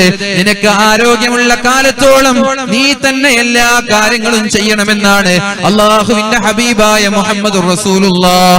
വഅല്ലാ അസ്അല അഹദൻ ശൈആ. ഒരാളോടും ഒന്നും ചോദിക്കാൻ പാടില്ല. ഈ ഹദീസ് കേട്ടതിന് ശേഷം മഹാന്മാരായ സ്വഹാബാക്കളെല്ലാം ഒട്ടകത്തിന്റെ മുകളിൽ കയറാൻ എത്ര പ്രയാസമുണ്ട് എന്ന് കയറിയവർക്കറിയാം. ഒട്ടകം നല്ല ഹൈറ്റുള്ള മൃഗമാണ്, ഉയർച്ചയുള്ള മൃഗമാണ്. അതിനെ മുട്ടുകുത്തിച്ചിട്ട് വേണം അതിന്റെ മുകളിലേക്ക് കയറാൻ. മുകളിലേക്ക് കയറിയതിനു ശേഷം അവരുടെ കൈകളിലുള്ള വടിയോ അവരുടെ കൈകളിലുള്ള എന്തെങ്കിലും ഒരു വസ്തു താഴേക്ക് വീണുപോയാൽ തൊട്ടപ്പുറത്ത് താഴെ കിടക്കുന്ന ആളുകളോട് അതെടുത്തു തരുമോ എന്ന് ചോദിക്കാറില്ല മുഅ്മിനീങ്ങളെ. ഈ ഒട്ടകത്തെ വീണ്ടും മുട്ടുകുത്തിച്ച് ഒട്ടകത്തിൽ നിന്ന് താഴെ ഇറങ്ങി വീണുപോയ വസ്തു സ്വന്തമായി എടുക്കലായിരുന്നു മഹാന്മാരായ സ്വഹാബാക്കളുടെ ജീവിതത്തിന്റെ ശൈലി. എങ്ങനെയായിരുന്നു?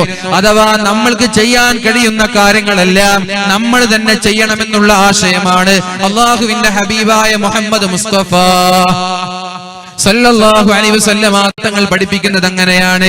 ഏത് കാര്യമായാലും നമ്മൾക്ക് ചെയ്യാൻ പറ്റുമോ നമ്മൾ തന്നെ ചെയ്യാ.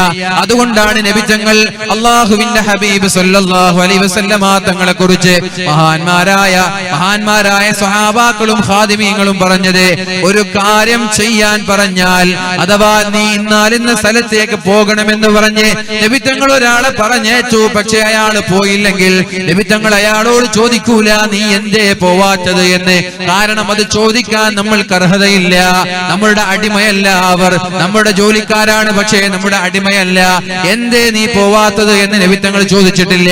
ഭാര്യമാരോട് എന്തേ നീ ചെയ്യാത്തത് എന്ന് ചോദിക്കാറില്ല. അതേപോലെ നമ്മൾ കഴിവിന്റെ പരമാവധി സ്വന്തമായി ചെയ്യുകയും ഇനി ഭാര്യമാരെല്ലാം ചെയ്തു തന്നാൽ വളരെ സന്തോഷമാണ്. നമ്മൾ ആഗ്രഹിക്കുമ്പോൾ ചായ വെച്ചു തരുന്നു, നമ്മുടെ വസ്ത്രം അലക്കി തരുന്നു, അയൺ ചെയ്തു തരുന്നു, നമ്മുടെ വീട് വൃത്തിയാക്കുന്നു, ഭക്ഷണം പാചകം ചെയ്തു തരുന്നുണ്ട്. അങ്ങനെ നമ്മൾ പറയാതെ തന്നെ ചെയ്തു തന്നാൽ അൽഹംദുലില്ലാ. അതല്ലാതെ നമ്മൾ പറഞ്ഞിട്ട് അത് ചെയ്യേ ഇത് ചെയ്യെന്ന് പറയാൻ പാടില്ല എന്ന് ശഫീഉനാ റസൂലുള്ളാഹ്. ഇനി പറഞ്ഞാൽ അല്ലാഹുവിന്റെ അടുത്ത് കുറ്റക്കാരൊന്നും ആവൂല, ഇത് പറഞ്ഞതിന്റെ പേരിൽ തെറ്റുകാരാവൂല. പക്ഷെ മാന്യത എന്ന് പറയുന്നത്, സംസ്കാരം എന്ന് പറയുന്നത്, നമ്മൾക്ക് ചെയ്യാൻ കഴിയുന്ന കാര്യങ്ങളെല്ലാം നമ്മൾ സ്വന്തമായി ചെയ്യലാണ്. പരിശുദ്ധമായ ഇസ്ലാം സംസ്കാരത്തിന്റെ വിപ്ലവം സൃഷ്ടിച്ച മതമാണ് ഇസ്ലാം. അതുകൊണ്ട് മുസ്ലിമീങ്ങൾ സംസ്കാര സമ്പന്നരാവണമെന്നുള്ള ആഗ്രഹത്താലാണ് അല്ലാഹുവിന്റെ ഹബീബ് അങ്ങനെ ഒരു പ്രത്യേകമായ ആശയം നമ്മുടെ മുമ്പിൽ വെച്ചത്. നിങ്ങൾ ചിന്തിച്ച് നോക്കിയേ. അതെടുത്തു വാന്ന് പറഞ്ഞു, ആദ്യമൊക്കെ എടുത്തരും. രണ്ടാമത് നമ്മൾ ഇരിക്കുകയാണ്, വേറെ നമ്മുടെ സുഹൃത്തുണ്ട്, അതൊന്നും എടുത്തരും. മൂന്നാമത് പറയുമ്പോൾ അയാൾക്ക് മടുപ്പ്, ഇയാളത് എന്നോട് പറയുന്നു, അയാൾക്ക് എന്നെ എടുത്തൂടേ എന്നുള്ള ചിന്ത വരും. മനസ്സിലായോ?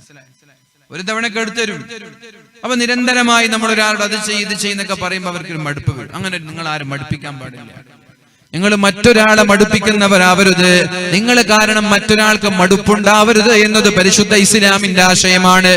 നാലാമതായി പറഞ്ഞത്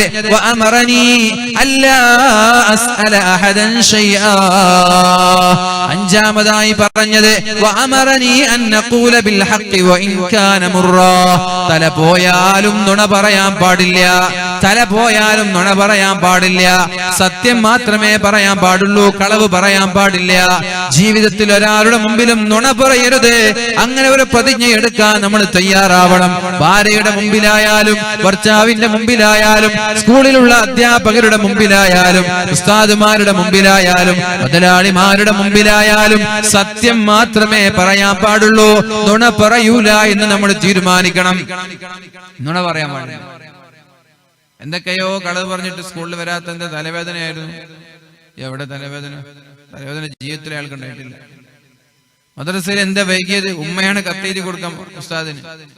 ഉസ്താദ് ഇന്നലെ കുട്ടിക്ക് വല്ലാത്ത പനിയായിരുന്നു, അതുകൊണ്ടാ വരാത്തത് എന്ന് ഉമ്മ എഴുതി കൊടുക്കും ലെറ്റർ. ഉസ്താദ് പാവം പിന്നെ ലെറ്ററിൽ വന്നത് വിശ്വസിക്കണല്ലോ. ആയിക്കോട്ടെ മോനെ കയറിക്കോളെന്ന് പറയും. സത്യത്തിൽ ഉമ്മ ഈ മകന്റെ ഹൃദയത്തിൽ ഇട്ടുകൊടുത്ത ആശയം എന്താണ്? നമ്മൾക്ക് എസ്കേപ്പ് ചെയ്യണമെന്ന് തോന്നിയ നുണ പറയാം എന്നുള്ള ആശയാണ് ഈ ഉമ്മ മക്കൾക്ക് ഇട്ടുകൊടുത്തത്. നേരെ പറഞ്ഞാൽ മതി, എണിക്കാൻ വൈകി എന്ന് പറഞ്ഞാൽ പോലെ ഉസ്താദ് കൊല്ലോ, ടീച്ചേഴ്സ് പുറത്താക്കോ? ഇല്ല, അങ്ങനൊന്നും ചെയ്യില്ല, ആരും ചെയ്യില്ല. സത്യം പറഞ്ഞാൽ ആരൊന്നും ചെയ്യില്ല. നുണ പറയുമ്പോഴാണ് ശിക്ഷിക്കപ്പെടുന്നത്. അതുകൊണ്ട് എത്ര കൈപ്പേറിയതാണെങ്കിലും ചെലപോയാലും കോളേജിൽ നിന്ന് പുറത്താക്കിയാലും സ്കൂളിൽ നിന്ന് പുറത്താക്കിയാലും നുണ പറയരുത് എന്ന് അല്ലാഹുവിന്റെ ഹബീബ് സല്ലല്ലാഹു അലൈഹി വസല്ലം ആറാമതായി പറഞ്ഞത് വഅമറനി അല്ലാ അഖാഫ ഫില്ലാഹി ലൗമത ലായിം. അള്ളാഹുവിന്റെ വിഷയത്തിൽ ഏതെങ്കിലും ഒരു ആക്ഷേപകന്റെ ആക്ഷേപത്തെ നമ്മൾ പേടിക്കാൻ പാടില്ല. ഒരു അള്ളാഹുവിന്റെ ഒരു തീരുമാനം പറയുകയാണ്, ദീനിന്റെ ഒരു വിഷയം പറയുകയാണ്. പ്രത്യേകിച്ച് പ്രഭാഷണങ്ങളിലൊക്കെ സത്യസന്ധമായി കാര്യങ്ങൾ പറയുമ്പോ അയാൾ അങ്ങനെ പറയുമോ, ഇയാൾ ഇങ്ങനെ പറയുമോ എന്ന് പറഞ്ഞ് മറ്റൊരാളെ പേടിച്ചിട്ട് ഒരാളെ തൃപ്തിപ്പെടുത്താൻ വേണ്ടി പ്രഭാഷണം നടത്താൻ പാടില്ല. പള്ളി കമ്മിറ്റിക്കാർ, മദ്രസ കമ്മിറ്റിക്കാർ നാട്ടുകാരെ തൃപ്തിപ്പെടുത്താൻ വേണ്ടി നാട്ടുകാർക്ക് അനുകൂലമായിട്ടുള്ള തീരുമാനങ്ങളല്ല എടുക്കേണ്ടത്.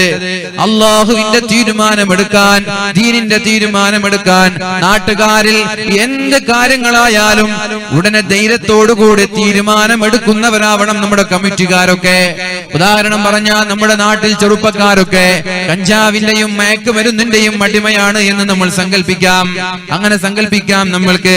ചെറുപ്പക്കാരൊക്കെ കഞ്ചാവിന്റെ ആളുകളാണ്, മയക്കുമരുന്നിന്റെ ആളുകളാണ്. ഈ നാട്ടിൽ നിന്ന് മയക്കുമരുന്ന് എങ്ങനെയെങ്കിലും പേരോടെ പിഴുതെറിയണമെന്ന് തോന്നിയാൽ നാട്ടുകാർക്ക് അങ്ങനെ ഒരു കമ്മിറ്റിക്കാർക്ക് തീരുമാനം എടുക്കാൻ പേടിയാണ്, ചെറുപ്പക്കാരിവിടെ പ്രശ്നമാക്കുമോ എന്ന്. പക്ഷെ അള്ളാഹുവിന്റെ ദീനാണിത്. ഉത്തരവാദപ്പെട്ട സ്ഥാനത്തിരിക്കുന്ന നിങ്ങള് അള്ളാഹുവിന്റെ ദീനിന്റെ ഉത്തരവാദിത്തം ഏറ്റെടുത്ത് നിങ്ങൾ മറ്റൊരാള് പറയുമോ, അവര് പ്രതിഷേധിക്കുമോ, അവര് പ്രശ്നമാക്കുമോ എന്ന പേടി ഉണ്ടാവാൻ പാടില്ല. അള്ളാഹുവിനെ അല്ലാതെ മറ്റൊരാളെ പേടിക്കാൻ പാടില്ല. ആരെ പള്ളിയുടെ ഉത്തരവാദിത്തം ഏറ്റെടുക്കുന്ന ആളുകൾ. വലം യഖ്ശ ഇല്ലല്ലാഹ് ഇന്നമാ യഅ്മുറു മസാജിദല്ലാഹി മൻ ആമന ബില്ലാഹി വൽ യൗമിൽ ആഖിർ. അന്ത്യനാളിനെ കൊണ്ടും അള്ളാഹുവിനെ കൊണ്ടും വിശ്വസിക്കുന്നവരാവണം പള്ളിയുടെ ഉത്തരവാദികൾ. അതേപോലെ 5 നേരത്തെ നിസ്കാരക്കാർ, സകാത്ത് കൊടുക്കുന്നവരാവണം അവർ. പിന്നെ പറഞ്ഞു വലം യഖ്ശ ഇല്ലല്ലാഹ്, അള്ളാഹുവിനെ മാത്രം പേടിക്കുന്നവരാവണം കമ്മിറ്റി ഭാരവാഹികൾ. നാട്ടിലുള്ള ഏതെങ്കിലും ഒരു മുതലാളിയെ പേടിക്കാൻ പാടില്ല, ഏതെങ്കിലും ഒരു പാർട്ടിക്കാരെ പേടിക്കാൻ പാടില്ല, ഏതെങ്കിലും ഗുണ്ടാ സംഘങ്ങളെ പേടിക്കാൻ പാടില്ല. നാടിന്റെ നന്മയാണോ, ദീൻ പറഞ്ഞ കാര്യമാണോ, ധൈര്യമായി തീരുമാനമെടുക്കാൻ നമ്മൾക്ക് കഴിയണം. അല്ലാഹു തൗഫീഖ് നൽകട്ടെ. അല്ലാ അഖാഫ ഫില്ലാഹി ലൗമത ലായിം. അള്ളാഹുവിന്റെ ദീൻ പറയുന്ന വിഷയങ്ങളിൽ ഒരു ആക്ഷേപകന്റെ ആക്ഷേപത്തെയും നമ്മൾ പേടിക്കാൻ പാടില്ല. എന്റെ പ്രിയപ്പെട്ട ചെറുപ്പക്കാരെ, ഞാൻ പറയാൻ പോകുന്നത് മയക്കുമരുന്നിന്റെയോ കഞ്ചാവിന്റെയോ അടിമകളായി നമ്മൾ മാറാൻ പാടില്ല. പ്രത്യേകിച്ച് മുസ്ലിം പോക്കറ്റുകളെ ലക്ഷ്യമാക്കിക്കൊണ്ട് വിൽപ്പന നടത്തുന്ന ആളുകളുണ്ട്, ഡീലേഴ്സ് ഉണ്ട്. എത്രയോ ആളുകൾ മുസ്ലിം സമുദായത്തിലെ നല്ലവരായ ചെറുപ്പക്കാരെ ഒന്ന് മസ്തിഷ്ക പ്രക്ഷാളനം നടത്താൻ വേണ്ടി, ബ്രെയിൻ വാഷ് ചെയ്യാൻ വേണ്ടി, അവരുടെ തലച്ചോറ് നശിപ്പിക്കാൻ വേണ്ടി, അവരെ സമുദായത്തിന് ഉപകരിക്കാത്ത മക്കളാക്കി, ഇവരെ 4 കാലിൽ നടക്കുന്ന, ദുനിയാവ് എന്താണെന്നറിയാത്ത, ആഖിറം എന്താണെന്നറിയാത്ത, നാടിനോട് പ്രതിബദ്ധതയില്ലാത്ത, മാതാപിതാക്കളോട് കടുപ്പാടില്ലാത്ത, ദീനിനോട് തീരെ ആത്മാർത്ഥതയില്ലാത്ത ചെറുപ്പക്കാരാക്കി മാറ്റാൻ വേണ്ടി നമ്മുടെ നല്ലവരായ ചെറുപ്പക്കാരിലേക്ക് വരെ കഞ്ചാവും മയക്കുമരുന്നും കച്ചവടം നടത്തുന്ന എത്രയോ ആളുകളുണ്ട്. അങ്ങനെ ഹറാമായ സമ്പാദ്യത്തിലൂടെ ജീവിക്കുന്നവരുണ്ട്. ഏതായാലും നാളെ അള്ളാഹുവിന്റെ കോടതിയിലെത്തിയാൽ ഇതിനൊക്കെ എണ്ണി എണ്ണി സമാധാനം പറയേണ്ടി വരുമെന്ന് ഓരോ ആളുകളും ചിന്തിക്കുക. അള്ളാഹുവിലേക്ക് മടങ്ങാൻ തയ്യാറാവുക. കഞ്ചാവ് അടിക്കണം എന്ന് തോന്നിയാ പോയിട്ട് വേഗം നല്ലൊരു ജ്യൂസ് കുടിക്കുക. കൂൾബാറിൽ പോയിട്ട് 70 രൂപ ചെലവാകും, അല്ലെങ്കിൽ 50 രൂപ ചെലവാകും. തൽക്കാലം അത് മതി. സീസർ വലിക്കണം തോന്നുമ്പോ വേഗം ഒരു ചുവങ്ങം കഴിക്കാം. അങ്ങനെയെങ്കിലും അതിനൊരു ആൾട്ടർനേറ്റീവ് കണ്ടെത്തിയിട്ട് അത് ചെയ്യാം. അഡിക്റ്റായി പോയാൽ പിന്നെ വിട്ടു നിൽക്കാൻ കുറച്ച് പ്രയാസമാണ്. അതുകൊണ്ട് പുതിയ പുതിയ ആളുകളെ അതിലേക്ക് ചേർക്കാതിരിക്കുക. പുതിയതായിട്ടൊന്ന് ടേസ്റ്റ് നോക്കട്ടെ എന്ന് പറഞ്ഞ് ആരും ചേരാതിരിക്കുക. അങ്ങനെ എല്ലാവരും തുടങ്ങാം, ടേസ്റ്റ് നോക്കാൻ വേണ്ടിട്ട് തുടങ്ങാം. സീസർ വലിക്കുമ്പോ ചങ്ങാതി വലിക്കുന്നുണ്ടാവും. അപ്പൊ ചങ്ങാതി ഒന്ന് വലിച്ചു നോക്കെന്ന് പറഞ്ഞിട്ട് ഇയാളെ വലിക്കുന്ന സീസർ അങ്ങോട്ട് കൊടുക്കും. ഇയാള് വലിക്കുക, ടേസ്റ്റ് ഒന്നും കിട്ടൂല. പിന്നെ സ്ഥിരമായിട്ട് ടൂറൊക്കെ പോകുമ്പോ വെറുതെ വലിക്കാണ്, ഇത് ടേസ്റ്റ് ഒന്നും ഇല്ല, വെറുതെ വലിക്കാണ്. ഇത് ഇവർ വിചാരിക്കുക സീസർ വലിച്ചാൽ ഭയങ്കര സംഭവമായി. അങ്ങനെ തോന്നാണ് ചില ആളുകൾക്ക്. ഞാൻ സീസർ വലിച്ചാൽ ഭയങ്കര സംഭവമായി എന്ന് തോന്നാണ്.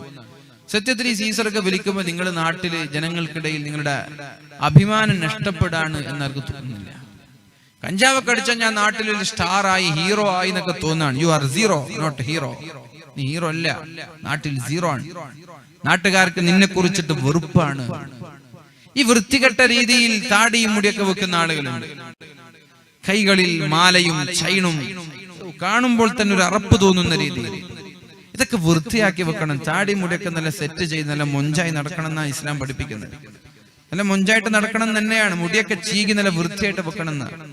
അതിനൊക്കെ ഒരു വൃത്തികേടാക്കി കാണുമ്പോൾ തന്നെ ഒരു റൗഡിയെ പോലെ, ഒരു ഗുണ്ടാ സംഘങ്ങളെ പോലെ കാണുന്ന വൃത്തികേടുണ്ടാക്കുന്ന രീതിയിൽ താടി മുടിയും വളർത്തരുത്. കയ്യിലൊക്കെ കുറെ ജപമാലയും കുറെ ഇരുമ്പും ചങ്ങലയൊക്കെ കെട്ടി ഇങ്ങനെ നടക്കുന്നത് നിങ്ങളുടെ നാട്ടിലുണ്ടോന്ന് എനിക്കറിയില്ല. അതൊക്കെ വൃത്തികേടാണ്. ആളുകൾക്ക് നിങ്ങളെ കാണാൻ വെറുപ്പാണ്. നിങ്ങൾക്ക് തോന്നാണ് നിങ്ങൾ വലിയ സംഭവമാണെന്ന്, നിങ്ങൾക്ക് തോന്നാണ് നിങ്ങൾ നാട്ടിലെ ഹീറോ ആണെന്ന്. സത്യത്തിൽ ആളുകൾക്ക് പുച്ഛത്തോടെ കാണാൻ. എന്തിനാ ഈ പുച്ഛം? ആളുകളുടെ ഹൃദയത്തിൽ നിന്ന് നിങ്ങളോടുള്ള ആ ഒരു മഹത്വം നിങ്ങൾ എന്തിനാ എടുത്തു കളയുന്നത്? കഴിവിന്റെ പരമാവധി ജനങ്ങളെ തൃപ്തിപ്പെടുത്താനല്ലേ നമ്മൾ ശ്രമിക്കേണ്ടത്. അതിന് പകരം ജനങ്ങളിൽ നിന്ന് വെറുപ്പ് വാങ്ങാനാണ്. എന്തിനാ ഈ വെറുപ്പ് വാങ്ങിയിട്ട് എന്ത് കിട്ടാനാണ്? എന്താ ഇതിൽ കിട്ടാനുള്ളതെന്നാ മനസ്സിലാവാത്തത്. കോളേജുകളിൽ പോയാൽ, ക്യാമ്പസിൽ പോയാൽ പഠിക്കുന്ന ആളുകൾക്കൊന്നും യാതൊരു വിലയില്ല. അവിടെ ഗുണ്ടായിസം നടത്തുന്ന ആളാണ് കോളേജുകളിലെ ഹീറോ, ക്യാമ്പസുകളിലെ ഹീറോ, യൂണിവേഴ്സിറ്റികളിലെ ഹീറോ ഗുണ്ടായിസം നടത്തുന്നവരാണ്. അവർക്കൊക്കെ പേപ്പറിൽ ഒരു മാർക്ക് പോലും ഉണ്ടാവില്ല. പേപ്പറൊക്കെ എങ്ങനെയെങ്കിലും കോപ്പി അടിച്ച് വിജയിക്കുന്ന ആളുകളായിരിക്കും. പക്ഷേ ക്യാമ്പസുകളുടെ ഹീറോ ആരായിരിക്കും? ഒരു പേപ്പറിൽ പോലും മര്യാദയ്ക്ക് പരീക്ഷ എഴുതി വിജയിക്കാൻ കഴിയാതെ കോപ്പി അടിച്ച് വിജയിക്കുന്ന ആളുകളാ. പഠിക്കുന്ന ആളുകൾക്ക് ഒരു വില ഉണ്ടാവില്ല. നാട്ടിൽ അങ്ങനെ പള്ളിയിലും നിസ്കാരവും SKSS ആയി നടക്കുന്ന ആളുകൾക്ക് വില ഉണ്ടാവില്ല. നേരെ മറിച്ച് ഇവിടെ ഗുണ്ടായിസം നടത്തി കഞ്ചാവും ലഹരിയും മയക്കുമരുന്നും കയ്യിലും കാലിലും തലയിലൊക്കെ ചൈനും അതേപോലെ തന്നെ വളയും ഒക്കെ കെട്ടിയിടക്കുന്ന, താടി അങ്ങോട്ടും ഇങ്ങോട്ടും നീട്ടി വെച്ചിരിക്കുന്ന ചില ആളുകൾക്കൊക്കെ ആയിരിക്കും നാട്ടിലൊക്കെ താരപരിവേഷം ഉണ്ടാവും. ആരുടെ അടുത്ത ഈ താരപരിവേഷം? അവരുടെ ഗ്യാങ്ങുകളിൽ ഉണ്ടാവുള്ളൂ. മറ്റുള്ള ആളുകൾക്ക് ഒരു ചുക്കും ഒരു വില അവരില്ല. കാണുന്നത് തന്നെ അറുപ്പാണ് എന്നുള്ള മനസ്സിൽ. എന്തിനാ ഈ അറുപ്പൊക്കെ ജനങ്ങളിൽ നിന്ന് ചോദിച്ചു വാങ്ങുന്നത്? നല്ല നീറ്റായിട്ട് വെച്ചൂടെ? താടി നീറ്റായി, മുടി നല്ല നീറ്റായി, നല്ല നീറ്റ് വസ്ത്രം ധരിച്ച് നല്ല മൊഞ്ചായിട്ട് നടക്കാൻ ഇസ്ലാം പഠിപ്പിക്കും. അങ്ങനെ നടക്കുക. അതല്ല എന്തിനീ വൃത്തികേട് കൊണ്ട് നടക്കുന്നു? അതിലെന്തെപ്പോ കിട്ടാനുണ്ട്? ഒരു വെറൈറ്റി വൈൽഡ് എന്ന് പറയുന്നത് ഇന്ന് ഒരു ട്രെൻഡാണ്. വൈൽഡ് ആവാന്ന് പറഞ്ഞാൽ മുടിയൊക്കെ ഇങ്ങനെ റിങ്ങളായി അതിങ്ങനെ ചുരുട്ടി വെച്ച്, അല്ലെങ്കിൽ അങ്ങോട്ടും ഇങ്ങോട്ടും 4 ഭാഗത്തേക്ക് ഇങ്ങനെ സ്പൈക്കാക്കി വെച്ച്, താടി നീട്ടി വെക്കുന്നതൊന്നും യാതൊരല്ലേ. താടിക്ക് ഒരു വൃത്തികെട്ട രീതിയിൽ നീട്ടി വെക്കുക. നീട്ടുന്നതിലൊന്നും കുഴപ്പമില്ല, സുന്നത്താണ്. ഒരു വൃത്തികെട്ട രീതിയിൽ നീട്ടി വെക്കുക. മനസ്സിലായി? ആളുകൾക്ക് ഒരു വെറുപ്പ് തോന്നുന്ന രീതി. അപ്പൊ എല്ലാം ഒരു നീറ്റായി ചെയ്യുന്നത് കലയാണ്, നീറ്റല്ലാതെ ചെയ്യുന്നത് അക്രമമാണ്. ഞാൻ നേരത്തെ പറഞ്ഞില്ലേ, ചെയ്യേണ്ട രീതിയിൽ ചെയ്യാതിരിക്കുന്നത് അക്രമമാണ്. ഡ്രസ് ചെയ്യുന്നതും ഹെയർ കട്ട് ചെയ്യുന്നതും താടി ഷേപ്പ് ചെയ്യുന്നതും ഒക്കെ അങ്ങനെയാണ്. അപ്പൊ അതുകൊണ്ട് എന്റെ പ്രിയപ്പെട്ട ചെറുപ്പക്കാരെ, നാട്ടുകാരെ പറയിപ്പിക്കരുത്. ഒരു ഉപകാരവും നിങ്ങൾക്ക് ചെയ്യാൻ കഴിഞ്ഞില്ലെങ്കിൽ ഒരു ഉപദ്രവവും ചെയ്യാതിരിക്കാൻ പ്രത്യേകം ശ്രമിക്കണമെന്ന് റസൂലുള്ളാഹി സ്വല്ലല്ലാഹു അലൈഹി വസല്ലമ തങ്ങൾ പഠിപ്പിച്ചിട്ടുണ്ട് നമ്മോട്. നിങ്ങൾക്ക് ജനങ്ങൾക്ക് വേണ്ടി ഒരു ഉപകാരം ചെയ്യാൻ കഴിയുന്നില്ലെങ്കിൽ, ഒരു ഖൈർ ചെയ്യാൻ കഴിയുന്നില്ലെങ്കിൽ, ഒരു നന്മ ചെയ്യാൻ കഴിയുന്നില്ലെങ്കിൽ നിങ്ങളുടെ ഉപദ്രവത്തിൽ നിന്ന് ജനങ്ങളെ രക്ഷപ്പെടുത്തണേ എന്ന് ശഫീഉനാ റസൂലുള്ളാഹ്. ഉപകാരം ചെയ്യാൻ കഴിയുന്നില്ലെങ്കിൽ ദയവ് ചെയ്ത് നിങ്ങളൊരു ഉപദ്രവം ചെയ്യരുത്. ഉപകാരം ചെയ്യാന്ന് പറഞ്ഞ് എന്തെങ്കിലും പ്രശ്നം ഉണ്ടായ വേഗം പോയി സഹായിക്കുക, പാവങ്ങളെ സഹായിക്കുക, വയസ്സന്മാരെ സഹായിക്കുക, നാട്ടിലുള്ള എല്ലാ നല്ല കാര്യത്തിനും കൂടെ നിൽക്കുക. അതാണ് ഉപകാരം ചെയ്യാന്ന് പറഞ്ഞാൽ. നേരെ മറിച്ച് ഉപദ്രവം ചെയ്യാന്ന് പറഞ്ഞാൽ പ്രശ്നത്തിന് മുമ്പെന്തെങ്കിലും ഉണ്ടാവുക, ആരെങ്കിലും എന്തെങ്കിലും നന്മ ചെയ്യുമ്പോൾ തന്നെ ചോദ്യം ചെയ്യുക, അനാവശ്യമായി രാത്രി ഉറങ്ങാതെ ബസ് സ്റ്റാൻഡിലും പീഡികത്തിണ്ണയിലൊക്കെ ഇരുന്നിട്ട് വെറുതെ ഒച്ചപ്പാടുണ്ടാക്കുക, ഇതൊക്കെ ഉപദ്രവമാണ്. ബൈക്കും ബുള്ളറ്റ് എടുത്തിട്ട് നല്ല ഒച്ചയായി സൈലൻസർ, ശബ്ദമുള്ള സൈലൻസറും വെച്ച് ആക്സിലേറ്റർ കൊടുത്തിട്ട് ഇങ്ങോട്ട് ഓടുക, അത് ഉപദ്രവമാണ്. നിനക്കൊരു ഉപകാരവും ചെയ്യാൻ കഴിയുന്നില്ലേ, നീ ജനങ്ങളെ ഉപദ്രവിക്കരുത് എന്നാര് പഠിപ്പിച്ചു? പരിശുദ്ധ റസൂലുള്ളാഹി സ്വല്ലല്ലാഹു അലൈഹി വസല്ലം. ഉപദ്രവിക്കാതിരുന്നാൽ വരെ നീ സ്വർഗ്ഗത്തിലെത്തുമെന്നാണ് പറഞ്ഞത്. ഉപകാരം ചെയ്യണമെന്നില്ല, ഉപകാരം ചെയ്യണമെന്നില്ല, സ്വർഗ്ഗത്തിലെത്താൻ ഉപകാരം ചെയ്യണമെന്നില്ല, ജനങ്ങൾക്കൊരു ഖൈറും ചെയ്യണമെന്നില്ല സ്വർഗ്ഗത്തിലെത്താൻ. നിന്റെ ഉപദ്രവത്തിൽ നിന്ന് ജനങ്ങളെ രക്ഷപ്പെടുത്തിയാൽ നീ സ്വർഗ്ഗത്തിലാണ് എന്ന് പരിശുദ്ധ റസൂലുള്ളാഹ്. ഹദീസ് കേട്ടിട്ടില്ലേ? ആ ഹദീസ് കേട്ടിട്ടില്ലേ? ഒരു ഉപകാരവും ഒരു നന്മയും ചെയ്യാൻ നിനക്ക് കഴിഞ്ഞില്ലെങ്കിൽ നീ ജനങ്ങളെ ഉപദ്രവിക്കാതിരുന്നാൽ അത് നിന്റെ കയ്യും പിടിച്ചു നാളെ സ്വർഗ്ഗത്തിലേക്ക് എത്തിക്കും. സ്വഹീഹായ ഹദീസാണിത്. മഹാനായ അബൂ ദർറുൽ ഗഫാരി തങ്ങളോട് അല്ലാഹുവിന്റെ ഹബീബ് പഠിപ്പിച്ച ഹദീസാണിത്. ഫല്യദഇന്നാസ മിൻ അദാ, നിന്റെ ബുദ്ധിമുട്ടിൽ നിന്ന്, നിന്റെ ശർറിൽ നിന്ന് നീ ജനങ്ങളെ കാക്കണേ എന്ന് അല്ലാഹുവിന്റെ ഹബീബായ റസൂലുള്ളാഹി സ്വല്ലല്ലാഹു അലൈഹി വസല്ലം. ഞാൻ പറഞ്ഞു വരുന്നത്, മാന്യന്മാരായി നമ്മൾ ജീവിക്കുക, ആരെയും വെറുപ്പിക്കാതിരിക്കുക. ജനങ്ങൾ നിങ്ങളെ വെറുച്ചാൽ അത് മതി നാളെ നരകത്തിലെത്താൻ. ഈ സ്വർഗ്ഗവും നരകവും എന്ന് പറഞ്ഞ കുറെ നിസ്കാരത്തിലൂടെ കിട്ടുന്ന കാര്യമല്ല, മനസ്സിലായോ? സ്വർഗ്ഗവും നരകവും എന്ന് പറഞ്ഞാൽ നിസ്കാരത്തിലൂടെ കിട്ടുന്ന കാര്യമല്ലത്. അതെല്ലാരും മനസ്സിലാക്കുക. പള്ളിക്ക് പോയത് കൊണ്ടോ നോമ്പ് നോറ്റത് കൊണ്ടോ ഒന്നും കിട്ടുന്ന കാര്യമല്ല ഈ സ്വർഗ്ഗവും നരകവും. സ്വർഗ്ഗവും നരകവും തീരുമാനിക്കുന്നത് നീ നിന്റെ ജനങ്ങളോടുള്ള സമീപനമാണ്. ജനങ്ങൾ നിന്നെക്കുറിച്ച് എന്ത് വിലയിരുത്തുന്നു എന്നുള്ളതാണ്. നാട്ടുകാർക്കൊക്കെ നിന്നെക്കുറിച്ച് നല്ല അഭിപ്രായമാണെങ്കിൽ നീ സ്വർഗ്ഗത്തിലാണ് ഷുവർ. നാട്ടുകാർക്കൊക്കെ നിന്നെക്കുറിച്ച് മോശപ്പെട്ട അഭിപ്രായമാണ്, നിന്റെ ചങ്ങാതിമാർക്ക്, നിന്റെ കുടുംബക്കാർക്ക്, നിന്റെ കൂടെ പഠിച്ചവർക്ക്, നിന്റെ കൂടെ ജോലി ചെയ്തവർക്ക്, നീയുമായി ബന്ധമുള്ളവർ, നിന്നെ അറിയുന്ന ആളുകൾക്കൊക്കെ നിന്നെക്കുറിച്ച് മോശപ്പെട്ട അഭിപ്രായമാണെങ്കിൽ എത്ര വലിയ ആബിദാണെങ്കിലും എത്ര വലിയ നിസ്കാരക്കാരനാണെങ്കിലും നീ നാളെ നരകത്തിലാണ്. പ്രത്യേകമായി വിഷയം നമ്മൾ ശ്രദ്ധിക്കേണ്ടതുണ്ട്. കഴിവിന്റെ പരമാവധി ജനങ്ങളെ തൃപ്തിപ്പെടുത്താൻ ശ്രമിക്കുക.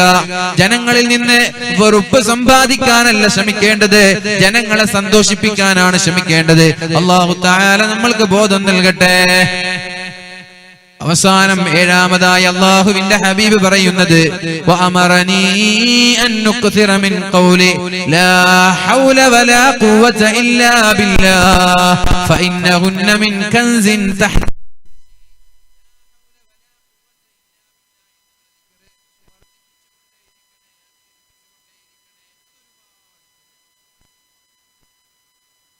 ബില്ലാഹിൽ അലിയിൽ അദീം ലാ ഹൗല കഴിവിന്റെ പരമാവധി ഇത് വർദ്ധിപ്പിക്കുക. ഇത് വർദ്ധിപ്പിച്ചാൽ നിങ്ങൾക്ക് സമ്പത്ത് വർദ്ധിക്കുന്നു.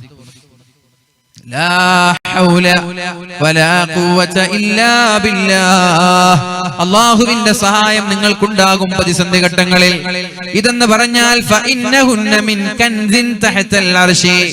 അർശിന്റെ താഴെയുള്ള ഖജനാവിൽ പെട്ടതാണ്, അർശിന്റെ താഴെയുള്ള നിധികളിൽ പെട്ടതാണ്. ലാ ഹൗല വലാ ഖുവത ഇല്ലാ ബില്ലാഹ്.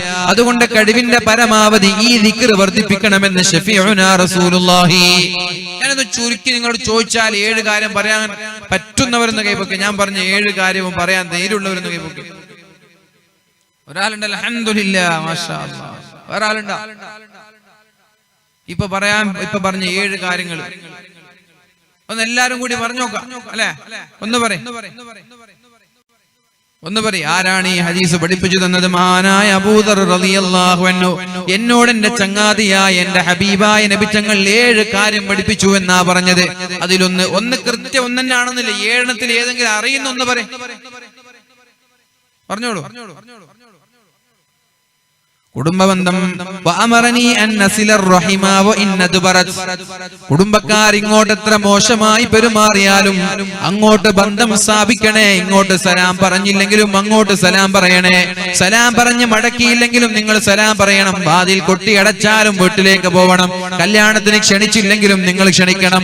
ഇങ്ങോട്ട് അവർ എങ്ങനെ ബന്ധം വെക്കുന്നു എന്നല്ല നോക്കേണ്ടത്, അങ്ങോട്ട് ബന്ധം സ്ഥാപിച്ചു കൊണ്ടേയിരിക്കണമെന്ന് മുഹമ്മദ് മുസ്തഫ. 1 2 തെറ്റ പ്രശ്നം ഓർത്തിട്ട് പറയും 7 ഒന്നും കിട്ടുന്നില്ല എന്ന് പറഞ്ഞ മോശമല്ലേ? ഉറക്കെ പറയും. എന്താണ്? മാഷാ അല്ലാഹ്. 1ാമത്തെ കാര്യം മിസ്കീന്മാരെ സ്നേഹിക്കാനും മിസ്കീന്മാരെ സഹായിക്കാനും അള്ളാഹുവിന്റെ ഹബീബ് എന്നോട് പഠിപ്പിച്ചിട്ടുണ്ട്.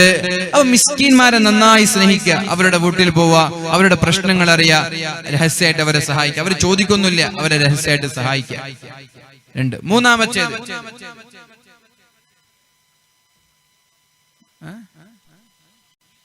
അതാ പറഞ്ഞ ഇല്ലല്ല.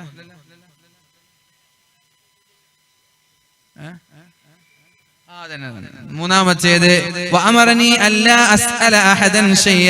ഒരാളോടും ഒന്നും ചോദിക്കാൻ പാടില്ലെന്ന് പറഞ്ഞു. ആരോടൊന്നും ചോദിക്കണ്ട, അതെടുത്തതാ. ഇപ്പൊ വെള്ളം എന്താന്ന് ഞാൻ ചോദിക്കാൻ പാടില്ല, ഞാൻ പോയിട്ട് എടുക്കണം. ഞാൻ എടുക്കുമ്പോ ഒഴിച്ചെന്നാ മാഷാ അല്ലാഹ് നല്ല കാര്യം. മനസ്സിലായോ? നമ്മൾ പറയാൻ പാടില്ല, അവരെടുത്തു തന്നാ മാഷാ. അവരെടുത്തു തരുമ്പോൾ ഒരു സന്തോഷം തോന്നാൻ പാടില്ല ഹൃദയത്തിൽ, ഞാൻ ഭയങ്കര സംഭവമാണെന്ന്. നമ്മൾ ഒഴിച്ച് നമ്മൾ കുടിക്കണം, അതിന്റെ കണക്ക് അങ്ങനെയാണ്. 3ാമത്തേത് ഒന്നും മറ്റൊരാളോട് ചോദിക്കാൻ പാടില്ല. 4 മാഷാ അല്ലാഹ് എന്നോട് പറഞ്ഞു ഒരിക്കലും നുണ പറയരുത്, തല പോയാലും നുണ പറയരുത്, സത്യം മാത്രമേ പറയാൻ പാടുള്ളൂ. 4 5 ലാസ്റ്റ് പറഞ്ഞ ഓർമ്മയില്ലേ? ലാ ഹൗല വലാ ഖുവത ഇല്ലാ ബില്ലാഹ് എന്ന ദിക്ർ വർദ്ധിപ്പിക്കാൻ പറഞ്ഞു. അത് അർശിന്റെ താഴെയുള്ള വലിയ നിധിയിൽപ്പെട്ടതാണെന്ന് 5 എണ്ണമായി. 2 എണ്ണം ബാക്കിയുണ്ട്. അതിൽ പെട്ടല്ല. മാഷാ അല്ലാഹ്. വഅമറനി അൻ അൻദുറ ഇലാ മൻ ഹുവ ദൂനി വലാ അൻദുറ ഇലാ മൻ ഹുവ ഫൗഖി. എന്നെക്കാൾ മുകളിലുള്ളവരിലേക്ക് നോക്കാൻ പാടില്ല, താഴെയുള്ളവരിലേക്ക് നോക്കണം. താഴെയുള്ളവരിലേക്ക് നോക്കിയാൽ ജീവിതത്തിൽ ടെൻഷൻ ഉണ്ടാവില്ല. വലിയ വീട് കാണുമ്പോ പഠിച്ചോനെ അയാളുടെ വീട് ഇത്ര വലുത്, എന്റെ വീടൊക്കെ ആകെ 2000 സ്ക്വയർ ഫീറ്റേ ഉള്ളൂ, അയാൾ 10,000 സ്ക്വയർ ഫീറ്റ് ആണ്. നേരെ മറിച്ചിട്ട് നീ 2000 സ്ക്വയർ ഫീറ്റ് ഉള്ള നീ ചെറിയ ഒരു ഓലമേഞ്ഞ കുടിലിൽ താമസിക്കുന്ന ആളെ നോക്കിയാ മാഷാ അല്ലാഹ് എന്റെ വീട് ഇത്ര വലുപ്പമാണ്. അങ്ങനല്ല നോക്കേണ്ടത്. ചെറിയൊരു തലവേദന വരുമ്പോഴേക്ക് എന്തപ്പോ എനിക്ക് എപ്പോഴും തലവേദന. അപ്പൊ നീ നോക്കേണ്ടത് 2 കിഡ്നി പോയ ആളെയാണ്. അയാൾക്ക് 2 കിഡ്നി പോയി, എനിക്ക് തലവേദനയല്ലേ ഉള്ളൂ. ഇങ്ങനല്ലേ നമ്മൾ ചിന്തിക്കേണ്ടത്. അപ്പൊ താഴെയുള്ളവരിലേക്ക് എന്നും നോക്കണം, മുകളിലുള്ളവരിലേക്ക് നോക്കാൻ പാടില്ല. 6 എണ്ണം.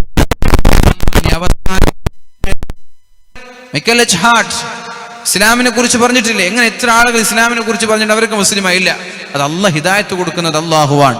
അതുകൊണ്ട് ഹിദായത്ത് വേണമെങ്കിൽ ഫസ്തഹുദൂനി അഹ്ദിക്കും, നിങ്ങൾ എന്നോട് ചോദിച്ചോളൂ, ഞാൻ നിങ്ങളെ നന്നാക്കി തരാം. അല്ലാഹുവേ എന്നെ ഹിദായത്തിലാക്കണേ അല്ലാഹ്, ഇഹ്ദിനസ് സിറാത്തുൽ മുസ്തഖീം എന്ന് അല്ലാഹുവിനോട് ചോദിക്കണമെന്ന് പരിശുദ്ധ റസൂലുള്ളാഹ്. ഇനി നിങ്ങൾ എല്ലാവരും പട്ടിണിയാണ്. യാ ഇബാദി, എന്റെ അടിമകളെ, കുല്ലുക്കും ജാഇഉൻ ഇല്ലാ മൻ അത്അംതുഹു, നിങ്ങൾ എല്ലാവരും പട്ടിണിയാണ്, ഞാൻ ഭക്ഷണം തന്ന ആളുകൾ ഒഴികെ. ഞാൻ ഭക്ഷണം തരാതെ നിങ്ങൾ ഒരാൾക്കും ഭക്ഷണം കഴിക്കാൻ കഴിയില്ല.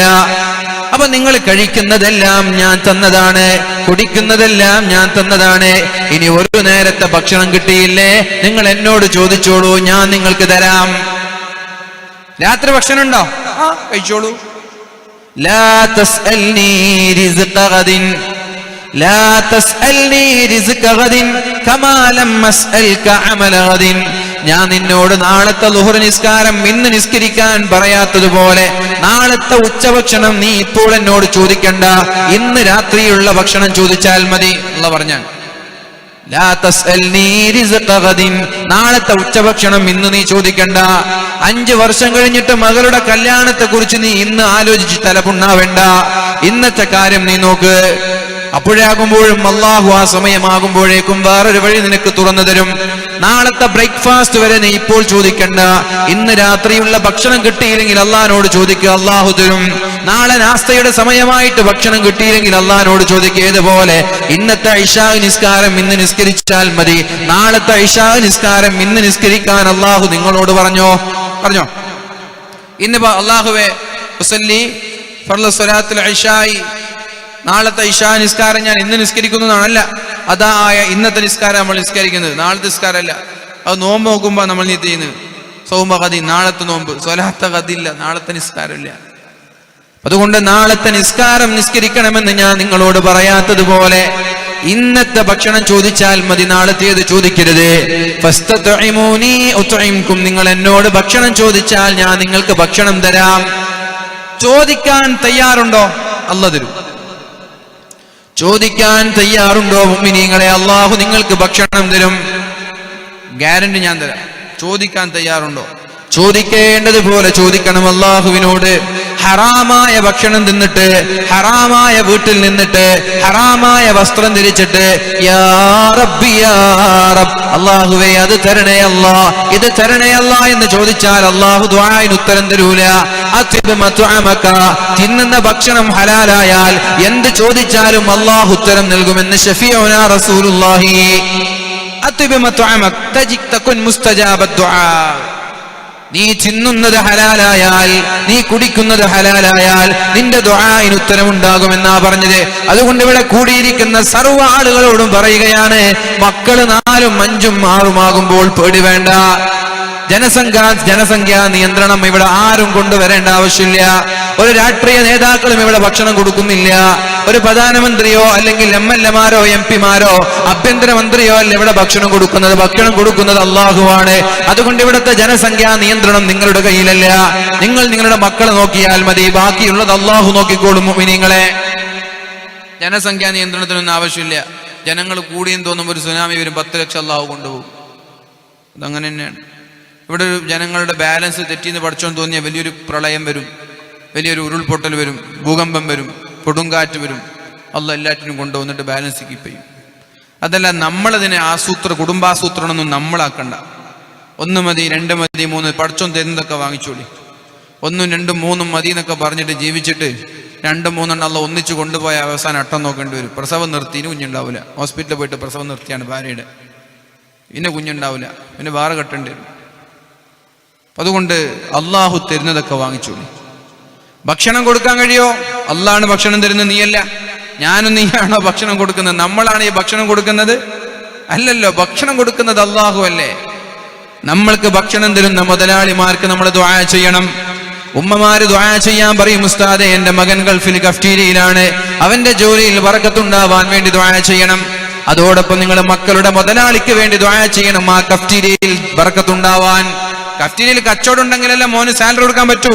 എന്നാൽ ഏതെങ്കിലും ആള് മുതലാളിമാർക്ക് വേണ്ടി ദുആ ചെയ്യുന്നുണ്ടോ? ലുലു മാളിലാണ് ജോലി ചെയ്യുന്നത്, അള്ളാഹുവേ എന്റെ മകന് നീ ബർക്കത്ത് ചെയ്യണേ എന്ന് പറയുന്നതിന് പകരം അള്ളാഹുവേ അതിന്റെ സ്ഥാപനത്തിൽ നീ ബർക്കത്ത് ചെയ്യണേ അല്ലാ. എന്റെ മകൻ ജോലി ചെയ്യുന്ന റെസ്റ്റോറന്റ്, കഫ്റ്റീരിയകൾ, ടെക്സ്റ്റൈലുകൾ, സൂപ്പർ മാർക്കറ്റ്, ബക്കാലകൾ, ജോലി ചെയ്യുന്ന ഓഫീസുകൾ, എന്താണോ എന്റെ മകന്റെ ജോലി, എവിടെയാണോ ജോലി ചെയ്യുന്ന സ്ഥാപനം, ആ സ്ഥാപനത്തിനും അതിന്റെ മുതലാളിക്കും നീ ബർക്കത്ത് ചെയ്യണേ എന്ന് ദുആ ചെയ്താൽ നിങ്ങളുടെ മകന്റെ ശമ്പളം, മകന്റെ സാലറി ഓട്ടോമാറ്റിക്കായി വർദ്ധിച്ചുകൊണ്ടേയിരിക്കും. ഒരുപക്ഷെ നിങ്ങളുടെ മകന് വേണ്ടി ദുആ ചെയ്താൽ അള്ളാഹ് ഉത്തരം തരൂല. പക്ഷെ നിങ്ങളുടെ മകന്റെ മുതലാളിക്ക് വേണ്ടി ദുആ ചെയ്താൽ അള്ളാഹ് ഉത്തരം തരും. നിന്റെ സഹോദരന്റെ അഭാവത്തിൽ നിന്റെ സഹോദരന് വേണ്ടി ദുആ ചെയ്താൽ അല്ലാഹു ഉത്തരം നൽകുമെന്ന് ശഫീഉനാ റസൂലുള്ളാഹ്. നിന്റെ മകൻ നിന്റേതാണ്, അത് നിനക്ക് വേണ്ടിയുള്ള പ്രാർത്ഥനയാണ്. എന്നാൽ നിന്റെ മുതലാളിക്ക് വേണ്ടി ദുആ ചെയ്യുന്നത് മറഞ്ഞിരിക്കുന്ന ഒരു സഹോദരന് വേണ്ടിയുള്ള പ്രാർത്ഥനയായതുകൊണ്ട് ആ ദുആഇനെ അല്ലാഹു സ്വീകരിക്കുമെന്നാണ് നബി തങ്ങൾ പറഞ്ഞത്. അതുകൊണ്ട് സ്ഥാപനത്തിനും ജോലി തരുന്ന മുതലാളിക്കും വേണ്ടി ദുആ ചെയ്യാൻ ആരും മറക്കരുത് മുഅ്മിനീങ്ങളെ. ആ സ്ഥാപനത്തിന്റെ മുതലാളിമാർക്ക് വേണ്ടി ദുആ ചെയ്യണം. കാരണം 30-40 കഫ്റ്റീരിയകളും അതുപോലെ സൂപ്പർ മാർക്കറ്റുകളും ബക്കാലകളുമുള്ള ഒരുപാട് മുതലാളിമാർ ശമ്പളം പോലും കൊടുക്കാൻ കഴിയാതെ പ്രയാസപ്പെടുന്നവരുണ്ട്. അവിടെ നിന്ന് കിട്ടുന്ന ലാഭമെടുത്തുകൊണ്ട് ഈ സ്ഥാപനത്തിലെ തൊഴിലാളികൾക്ക് ശമ്പളം നൽകുന്നവർ, അപ്പുറത്തുള്ള തൊഴിലാളികൾക്ക് ശമ്പളം നൽകുന്നവർ, അങ്ങനെ ഓരോ സ്റ്റാഫുകൾക്കും അങ്ങോട്ടും ഇങ്ങോട്ടും ടേണിംഗ് ചെയ്തുകൊണ്ട് ടേൺ ഓവർ ആക്കിക്കൊണ്ട് ശമ്പളം കൊടുക്കുന്ന മുതലാളിമാരുണ്ട്. ഒരുപാട് ടെൻഷനിലൂടെയാണ് അവരുടെ സ്ഥാപനങ്ങളെല്ലാം അവർ മുന്നോട്ട് കൊണ്ടുപോകുന്നത്. അതുകൊണ്ട് എല്ലാവരും നമ്മുടെ മക്കൾക്ക് ജോലി തരുന്ന സ്ഥാപനത്തിന്റെ മുതലാളിമാർക്ക് വേണ്ടിയും ദുആ ചെയ്യുക. അല്ലാഹു പറയുകയാണ്, ഫസ്തത്ഇമൂനി ഉത്ഇംകും, നിങ്ങൾ എന്നോട് ചോദിച്ചാൽ ഞാൻ നിങ്ങൾക്ക് ഭക്ഷണം തരാം. ഞാനാണ് നിങ്ങൾക്ക് ഭക്ഷണം തരുന്നത്, ആരോഗ്യമന്ത്രിയല്ല. ആരോഗ്യമന്ത്രിയാണോ ഭക്ഷണം തരുന്നത്? അല്ല. വിഭവശേഷ മന്ത്രിയാണോ? അല്ല. അല്ലാഹുവാണ് ഇവിടെ ഭക്ഷണം നൽകുന്നത്. അല്ലാഹുവാണ്. പഞ്ചായത്തല്ല, മുനിസിപ്പാലിറ്റി അല്ല, അല്ലാഹുവാണ് ഭക്ഷണം നൽകുന്നത്. അതുകൊണ്ട് അല്ലാഹുവിനോട് ദുആ ചെയ്ത്, പടച്ചോനെ എന്റെ മരണം വരെ ആഫിയത്തോടെ ഇസ്സത്തോടു കൂടി എനിക്ക് നീ ദീർഘായുസ് നൽകണേ അല്ലാഹ്. എന്താ അർത്ഥം? അല്ലാഹുവേ എന്റെ മരണം വരെ നിന്റെ ത്വാഅത്തിൽ ആഫിയത്തോടെ ഇസ്സത്തോടു കൂടിയുള്ള ദീർഘായുസ് നൽകണേ അല്ലാഹ്. എന്താ ദുആഇന്റെ അർത്ഥം? അതെല്ലാവരും ദുആ ചെയ്യേണ്ട പ്രാർത്ഥനയാണ്. നിന്റെ ത്വാഅത്തിൽ എന്ന് പറഞ്ഞാൽ നിന്നെ അനുസരിച്ചുകൊണ്ട്, ആഫിയത്തോടുകൂടെ എന്ന് പറഞ്ഞാൽ ആരോഗ്യത്തോടുകൂടെ, ഇസ്സത്തോടുകൂടി എന്ന് പറഞ്ഞാൽ മറ്റൊരാളുടെ മുമ്പിൽ കൈ നീട്ടാതെ, നല്ല അന്തസ്സോടെ ഭക്ഷണം കഴിച്ച് അന്തസ്സുള്ള വസ്ത്രം ധരിച്ചിട്ട് അന്തസ്സോടുകൂടി ആരോഗ്യത്തോടുകൂടി നിന്റെ അനുസരണയിലുള്ള ത്വാഅത്തിലുള്ള ദീർഘായുസ് എനിക്ക് തരണേ എന്ന് ഓരോ ആളുകളും അല്ലാഹുവിനോട് ദുആ ചെയ്യുക. അല്ലാഹു നമ്മൾക്ക് അങ്ങനെ ഒരു ദീർഘായുസ് തരട്ടെ, ആഫിയത്തോടുകൂടിയുള്ള ഇസ്സത്തോടുകൂടിയുള്ള ദീർഘായുസ് തരട്ടെ. ഈ വിഷയം ഞാൻ നിർത്താണ്. യാ ഇബാദി, എന്റെ അടിമകളെ, കുല്ലുക്കും ജാഇഉൻ, നിങ്ങൾ എല്ലാവരും വിശക്കും. ഞാൻ നിങ്ങൾക്ക് ഭക്ഷണം തന്നില്ലെങ്കിൽ നിങ്ങൾ എല്ലാവരും പട്ടിണി കിടക്കേണ്ടി വരും. നിങ്ങളെ ഏതെങ്കിലും വില്ലേജിൽ പോയിട്ട് കൃഷി വകുപ്പ് മന്ത്രിമാരെയോ അല്ലെങ്കിൽ കൃഷി വകുപ്പിന്റെ ഉദ്യോഗസ്ഥന്മാരെ കണ്ടുകൊണ്ട് അവരിൽ നിന്ന് മരുന്നും വാങ്ങി, അല്ലെങ്കിൽ 2 വർഷം കൊണ്ട് തേങ്ങ പിടിക്കാമെന്ന് പറഞ്ഞ് അവർ തരുന്ന തെങ്ങും വാങ്ങി വീട്ടിൽ വന്നിട്ട് തെങ്ങ് വെച്ച് 2 വർഷം കഴിഞ്ഞാൽ ആ തെങ്ങിൽ നിന്നൊരു തേങ്ങ പോലും നിങ്ങൾക്ക് കിട്ടൂല. അല്ലാഹു വിചാരിക്കാതെ, അല്ലാഹുവിന്റെ തീരുമാനമില്ലാതെ. അതുകൊണ്ട് അല്ലാഹുവിനോടാണ് ചോദിക്കേണ്ടത്. അല്ലാഹു നിങ്ങൾക്ക് തേങ്ങ തരും, അല്ലാഹു നിങ്ങൾക്ക് ഭക്ഷണം തരും, അല്ലാഹു വെള്ളം തരും. അതുകൊണ്ട് അല്ലാഹുവിനോട് ചോദിച്ചു കൊണ്ടിരിക്കുക എന്ന് മുഹമ്മദുർ റസൂലുള്ളാഹ്. അടുത്തത്, യാ ഇബാദി, എന്റെ അടിമകളെ, കുല്ലുക്കും ആരിൻ, നിങ്ങൾ എല്ലാവരും നഗ്നരാണ്. ഇല്ലാ മൻ കസൗതുഹു, ഞാൻ വസ്ത്രം നൽകിയ ആളുകൾ ഒഴികെ. ഫസ്തക്സൂനി യക്സുക്കും, അതുകൊണ്ട് വസ്ത്രമില്ലെങ്കിൽ നിങ്ങൾ എന്നോട് ചോദിച്ചോളൂ, ഞാൻ തരാം. വസ്ത്രമില്ലെങ്കിൽ നിങ്ങൾ എന്നോട് ചോദിച്ചോളൂ, ഞാൻ തരാം. വസ്ത്രമില്ലാത്തതിന്റെ പേരിൽ ഔറത്ത് വെളിവാക്കി ഇവിടെ ആരും നടക്കണ്ട. വസ്ത്രമില്ലാത്തതിന്റെ പേരിൽ ഹാഫ് കൈയുടെ ചുരിദാറിട്ട് ആരും നടക്കണ്ട. പൈസ ഇല്ലാത്തതിന്റെ പേരിൽ ഫുൾ കൈ ഒഴിവാക്കിയിട്ട് ഹാഫ് കൈ ഇടണ്ട. പൈസ ഇല്ലാത്തതിന്റെ പേരിൽ ഞെരിയാണിക്ക് മീതെ പാൻസ് ഇരിക്കേണ്ട പെണ്ണുങ്ങള്, പൈസ എന്നോട് ചോദിച്ചോളൂ, ഞാൻ തരാം. ഞെരിയാണിക്ക് താഴെ പാൻസ് ഇടാനുള്ള പൈസ തന്നെ തരാം. ഔറത്ത് മറക്കാൻ, കുപ്പായത്തിന്റെ കൈയൊക്കെ ഫുള്ള് മറച്ച് നടക്കാനുള്ള പൈസ ഞാൻ തരാം. പൈസ ഇല്ലാത്തതിന്റെ പേരിൽ ആരും മുട്ടോടെ പാൻസ് ഇട്ട് നടക്കണ്ട ചെറുപ്പക്കാരികൾ. മനസ്സിലായോ? അങ്ങനെയാണോ നടക്കുന്നത് അറിയില്ല. ചെറുപ്പക്കാരികളൊക്കെ മുട്ടരെ പാൻസ് ഇട്ട് നടക്കാൻ തുടങ്ങിയിട്ടുണ്ട്. കാണാറില്ലേ? എന്നാൽ മക്കളൊക്കെ നോക്കിയാൽ മതി. പിന്നെ ബസ് സ്റ്റാൻഡിൽ നിന്നിട്ട് കണ്ട പെണ്ണുങ്ങളെ നോക്കാനല്ല, നിങ്ങൾ മക്കളെ നോക്കിയാൽ മതി. മക്കളെ സ്കൂളിലേക്ക് പോകുമ്പോൾ പാൻറ്റും ഒക്കെ എവിടെ ഇരാണിക്ക് മുകളിലാണ്.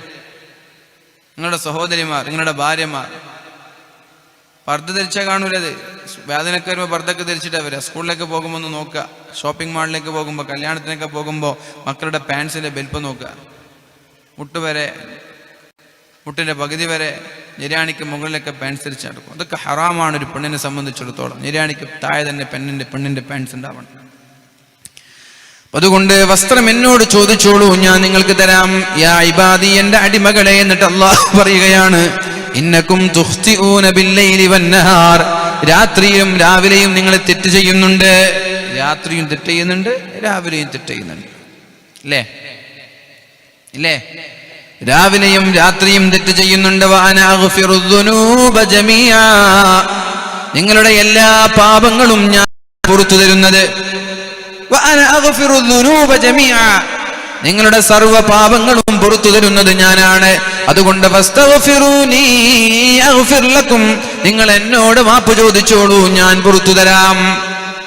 കുമ്പസരിക്കണ്ട, മറ്റൊരാളുടെ മുമ്പിൽ പോയി കുമ്പസരിക്കണ്ട, എന്നോട് പറയൂ, ഞാൻ പുറത്തു തരാം. ഉസ്താദുമാരുടെ മുമ്പിൽ പോയിട്ട് ഉസ്താദെ ഞാൻ അങ്ങനെ ചെയ്തു, ഞാൻ ഇങ്ങനെ ചെയ്തു എന്ന് പറഞ്ഞ് ഉസ്താദുമാരുടെ മുമ്പിൽ പോയി കുമ്പസരിക്കണ്ട, ആരുടെയും മുമ്പിൽ പോയി കുമ്പസരിക്കണ്ട. അള്ളാഹിനോട് പറ, അല്ലാഹുവേ എന്റെ ജീവിതത്തിൽ തെറ്റ് വന്നു പോയിട്ടുണ്ട്, റബ്ബേ നീ മാപ്പ് നൽകണേ അല്ലാ. അങ്ങനെയൊക്കെ ഉണ്ട് ചില ആളുകൾ. ഉസ്താദുമാരോടൊക്കെ പോയിട്ട് കുമ്പസരിക്കുക, ജീവിതത്തിൽ ഇങ്ങനെയൊക്കെ വന്നു പോയിട്ടുണ്ട്. ഒരാളുടെ വീക്ക്നെസ് പിടിച്ചാൽ പിന്നെ കാര്യങ്ങൾ എളുപ്പമാണ്. എന്താണ് ഒരാളുടെ വീക്ക്നെസ് എന്ന് തിരിച്ചറിഞ്ഞാൽ. അതുകൊണ്ട് ഏത് ഔലിയായാലും, ഏത് ഉപ്പാപ്പയായാലും, ഏത് തങ്ങന്മാരായാലും ജീവിതത്തിൽ വന്ന തെറ്റുകൾ അവരോട് പറയണ്ട, അള്ളാഹിനോട് പറ. അല്ലാഹുവേ സ്വന്തം ഭർത്താവിനോട് പോലും ജീവിതത്തിൽ വന്ന തെറ്റുകൾ പറഞ്ഞു കൊടുക്കണ്ട, ഭാര്യയോടും പറയണ്ട, അല്ലാഹുവിനോട് പറ. ഇസ്തഗ്ഫിറൂനി, നിങ്ങൾ എന്നോട് മാപ്പ് ചോദിച്ചോളൂ, ഞാൻ പുറത്തു തരാം, ഞാൻ പുറത്തു തരാമെന്ന് അള്ളാഹു ഉറപ്പ് പറയുമ്പോ പിന്നെന്തിനാ നാട്ടാരോട് പോയിട്ട് പറയേണ്ട ആവശ്യം? എന്തിനാ പിന്നെ ചങ്ങാതിമാരോട് പോയി പറയേണ്ട ആവശ്യം? കുടുംബങ്ങളോട് പോയി പറയേണ്ട ആവശ്യം ഇല്ല. അതുകൊണ്ട് അള്ളാഹു പുറത്തു തരാം. എന്താ പുറത്തു തരാന്ന് പറഞ്ഞത്? വഅനഗ്ഫിറുദ്ദുനൂബ ജമീഅ, എല്ലാം ഞാൻ പുറത്തു തരാന്നാ പറഞ്ഞത്. എല്ലാം ഞാൻ പുറത്തു തരും. കുറച്ച് പുറത്തു തരും, ബാക്കി പുറത്തു തരില്ല എന്നല്ല. വഅനഗ്ഫിറുദ്ദുനൂബ ജമീഅ, എല്ലാം ഞാൻ നിങ്ങൾക്ക് പുറത്തു തരാം. പക്ഷേ ഒരു ഡിമാൻഡ് ഉണ്ട്, നിങ്ങൾ എന്നോട് മാപ്പ് ചോദിക്കണം, എന്നാലേ ഞാൻ പുറത്തു തരുള്ളൂ. പിന്നെ പറഞ്ഞു, യാ ഇബാദി, എന്റെ അടിമകളെ, നിങ്ങൾ എന്നെ ഉപദ്രവിക്കണമെന്ന് തീരുമാനിച്ചാൽ നിങ്ങൾക്കാർക്കും എന്നെ ഉപദ്രവിക്കാൻ കഴിയില്ല. ഞാൻ നിസ്കരിക്കുന്നില്ല, അല്ലാഹ് അങ്ങനെ സുഖിക്കണ്ട. ഞാൻ നിസ്കരിച്ചിട്ട്, ഞാൻ തഹജ്ജുദ് നിസ്കരിച്ചിട്ട് പടച്ചോൻ അങ്ങനെ സുഖിക്കണ്ട. അങ്ങനെ വിചാരിച്ചിട്ട് പടച്ചോനെ ബുദ്ധിമുട്ടാക്കാൻ നീ തീരുമാനിക്കണ്ട. പടച്ചോൻ നീ നിസ്കരിച്ചുകൊണ്ട് ഉപകാരമില്ല, ഉപദ്രവമില്ല. ഇത്ര മനസ്സിലാക്കിയാൽ മതി.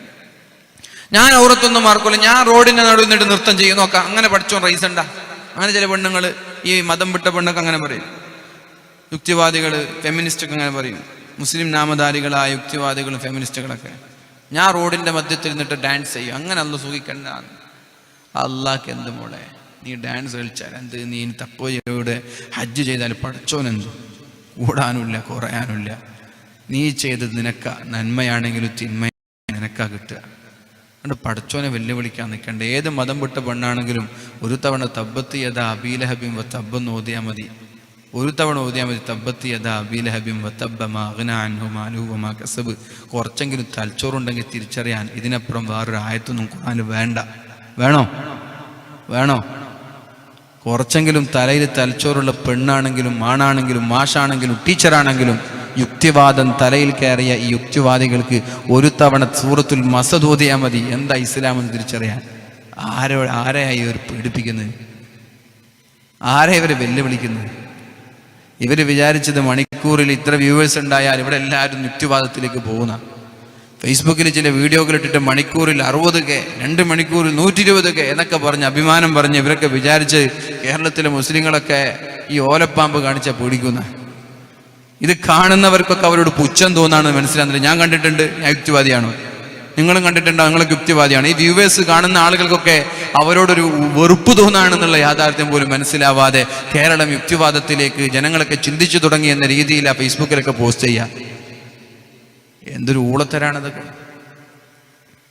അതുകൊണ്ട് അല്ലാഹുവിനെ ബുദ്ധിമുട്ടിക്കാൻ വിചാരിച്ചാൽ പൊന്നുമോളെ നീയാണ് ബുദ്ധിമുട്ടുന്നത്. ഇനി അള്ളാഹ് അങ്ങോട്ട് സഹായിക്കാന്ന് വിചാരിച്ചു, അള്ളൊന്ന് ഉഷാറാട്ടെ, എല്ലാവരും കൂടി നിസ്കരിക്കാനും ഖുർആൻ ഓതാനും. അള്ളാഹ്ക്ക് അതുകൊണ്ട് ഒരു ഉഷാറാവാനുമില്ല. നിങ്ങൾ നിസ്കരിച്ചുകൊണ്ട് നിങ്ങൾ ഖുർആൻ ഓതിയതുകൊണ്ട്. അതുകൊണ്ട് യാ ഇബാദി, എന്റെ അടിമകളെ, അള്ളാഹ് പറയാണ്, ആദം നബി അലൈഹിസ്സലാം മുതൽ ലോകാവസാനം വരെയുള്ള എല്ലാ ആളുകളും ഏറ്റവും നല്ല തഖ്വയുള്ള ആളുകളെ പോലെയായി മാറി. ലോകത്തൊരു തെമ്മാടിയില്ല, ലോകത്തൊരു അമുസ്ലിമില്ല, ലോകത്തൊരു സത്യനിഷേധിയില്ല, ലോകത്ത് കള്ളു കുടിക്കുന്നവനില്ല, വ്യഭിചരിക്കുന്നവനില്ല. A to Z സർവാളുകളും രാത്രി 3:30 മണിക്കെണീറ്റ് തഹജ്ജുദ് നിസ്കരിച്ച് സുബഹി നിസ്കാരത്തിന് ജമാഅത്തിന് പോയി സുബഹിക്ക് ശേഷം കിടന്നുറങ്ങാതെ ദുഹാ നിസ്കരിച്ച് ഖുർആൻ ഓതി ദുഹർ ബാങ്ക് കൊടുക്കുമ്പോൾ പള്ളിയിൽ പോയി തിരിച്ചു വന്നിട്ട് അസ്ർ ബാങ്കിനെ കാത്തിരുന്നിട്ട് മഗ്രിബ് ബാങ്കും ഇശാ ബാങ്കും പള്ളിയിലേക്ക് കൃത്യമായി പോയി പരിശുദ്ധമായ ഖുർആൻ നിരന്തരമായി പാരായണം ചെയ്ത് ജീവിതത്തിൽ ഒരു തെറ്റു ചെയ്യാതെ, ഹറാമ് ചെയ്യാതെ, വ്യഭിചരിക്കാതെ, കള്ളു കുടിക്കാതെ, കഞ്ചാവടിക്കാതെ, ഹജ്ജ് ചെയ്ത് നോമ്പ് നോക്കി ഉംറ ചെയ്ത് ജീവിച്ചാൽ അള്ളാഹുവിനതുകൊണ്ട് ഒരു നേട്ടവും സംഭവിക്കാനില്ല. ഇനി ലോകത്തുള്ള എല്ലാ ആളുകളും ഈ മതം വിട്ട പെണ്ണിനെ പോലെ തലയും തുറന്ന് ഏതെങ്കിലും സ്റ്റേജിന്റെ മുന്നിൽ കയറി ഇസ്ലാമിനെതിരെ കലിതുള്ള നിന്നാൽ, ഏതെങ്കിലും ചാനലിൽ പോയി ഖുർആനിനെയും പരിശുദ്ധ ഇസ്ലാമിനെയും അള്ളാന്റെ ഹബീബിനെയും ഇൻസൾട്ട് ചെയ്യാനും അധിക്ഷേപിക്കാനും പരിഹസിക്കാനും നിന്നാൽ അള്ളാഹുവിനോ അവന്റെ റസൂലിനോ അതുകൊണ്ടൊരു കോട്ടവും ഇവിടെ സംഭവിക്കാൻ പോകുന്നില്ല എന്ന് 1400 വർഷങ്ങൾക്ക് മുമ്പ് വളരെ വ്യക്തമായിട്ടാണ് അള്ളാഹുവിന്റെ ഹബീബ് പറഞ്ഞത്. ആ പറഞ്ഞതാരോടാ? വേദികളിൽ നിന്ന് വേദികളിലേക്ക് കയറി മതം വിട്ട പെണ്ണുങ്ങൾ, മതം വിട്ട സ്ത്രീകൾ ചാനലുകളിലും മൈക്കിലും വന്ന് ഇസ്ലാമിനെതിരെ തെറി പറയുമ്പോ, മുസൽമാനെതിരെ തെറി പറയുമ്പോ അള്ളാഹുവിനെയും അവന്റെ റസൂലിനെയും കരിവാരി തേക്കുമെന്ന് അറിയാഞ്ഞിട്ടല്ല, അറിഞ്ഞിട്ട് തന്നെയാണ് പറഞ്ഞത്. നീ എന്ത് പറഞ്ഞാലും എന്ത് പ്രസംഗിച്ചാലും അള്ളാഹ്ക്കൊരു കോട്ടവും വരാനില്ല. പിന്നെ പറഞ്ഞു, യാ ഇബാദി, എന്റെ അടിമകളെ, നിങ്ങളെല്ലാവരും ഈ നാട്ടിലുള്ളവരല്ല, ആദം നബി അലൈഹിസ്സലാം മുതൽ ഇനി ലോകാവസാനം വരെയുള്ള എല്ലാ ആളുകളും ഒരു പർവ്വതത്തിന്റെ മുകളിൽ കയറിയിട്ട് അള്ളാഹിനോട് ദുആ ചെയ്യുകയാണ്. അള്ളാഹുവേ, എനിക്ക് നല്ലൊരു 10,000 സ്ക്വയർ ഫീറ്റ് ഉള്ള വീട് വേണം അള്ളാഹുവേ, എല്ലാ മാസവും ഒരു 3 ലക്ഷം രൂപ വരുമാനം വേണം റബ്ബേ. അള്ളാഹുവേ, എനിക്ക് 4-5 മക്കളെ വേണം, ഒരു 2-3 പെണ്ണ്, ഒരു 2-3 ആണ്. അള്ളാഹുവേ, എനിക്ക് ജോലി ചെയ്യാതെ അധ്വാനിക്കാതെ വീട്ടിലേക്ക് മാസാമാസങ്ങളിൽ വരുമാനം ഒരു 3 ലക്ഷം വേണം. എന്റെ വീട്ടിൽ നല്ലൊരു വണ്ടി വേണം, നല്ല അടിപൊളി വണ്ടി തന്നെ ആയിക്കോട്ടെ. എന്റെ കയ്യിൽ ഏറ്റവും നല്ല മൊബൈൽ വേണം, ഏറ്റവും നല്ല വസ്ത്രം വേണം, വിചാരിക്കുന്നത് തിന്നണം. എന്റെ വീടിന്റെ പുറത്തു നിന്ന് വരാന്തയിൽ നിന്ന് നോക്കിയാൽ വളരെ മനോഹരമായി കളകളാരവത്തോടുകൂടി ശബ്ദമുണ്ടാക്കി പറക്കുന്ന പറവകൾക്ക് പുറമെ മന്ദമാരുതന്റെ തലോടലേറ്റ് വളരെ മനോഹരമായി ഒഴുകുന്ന നദികൾ വേണം.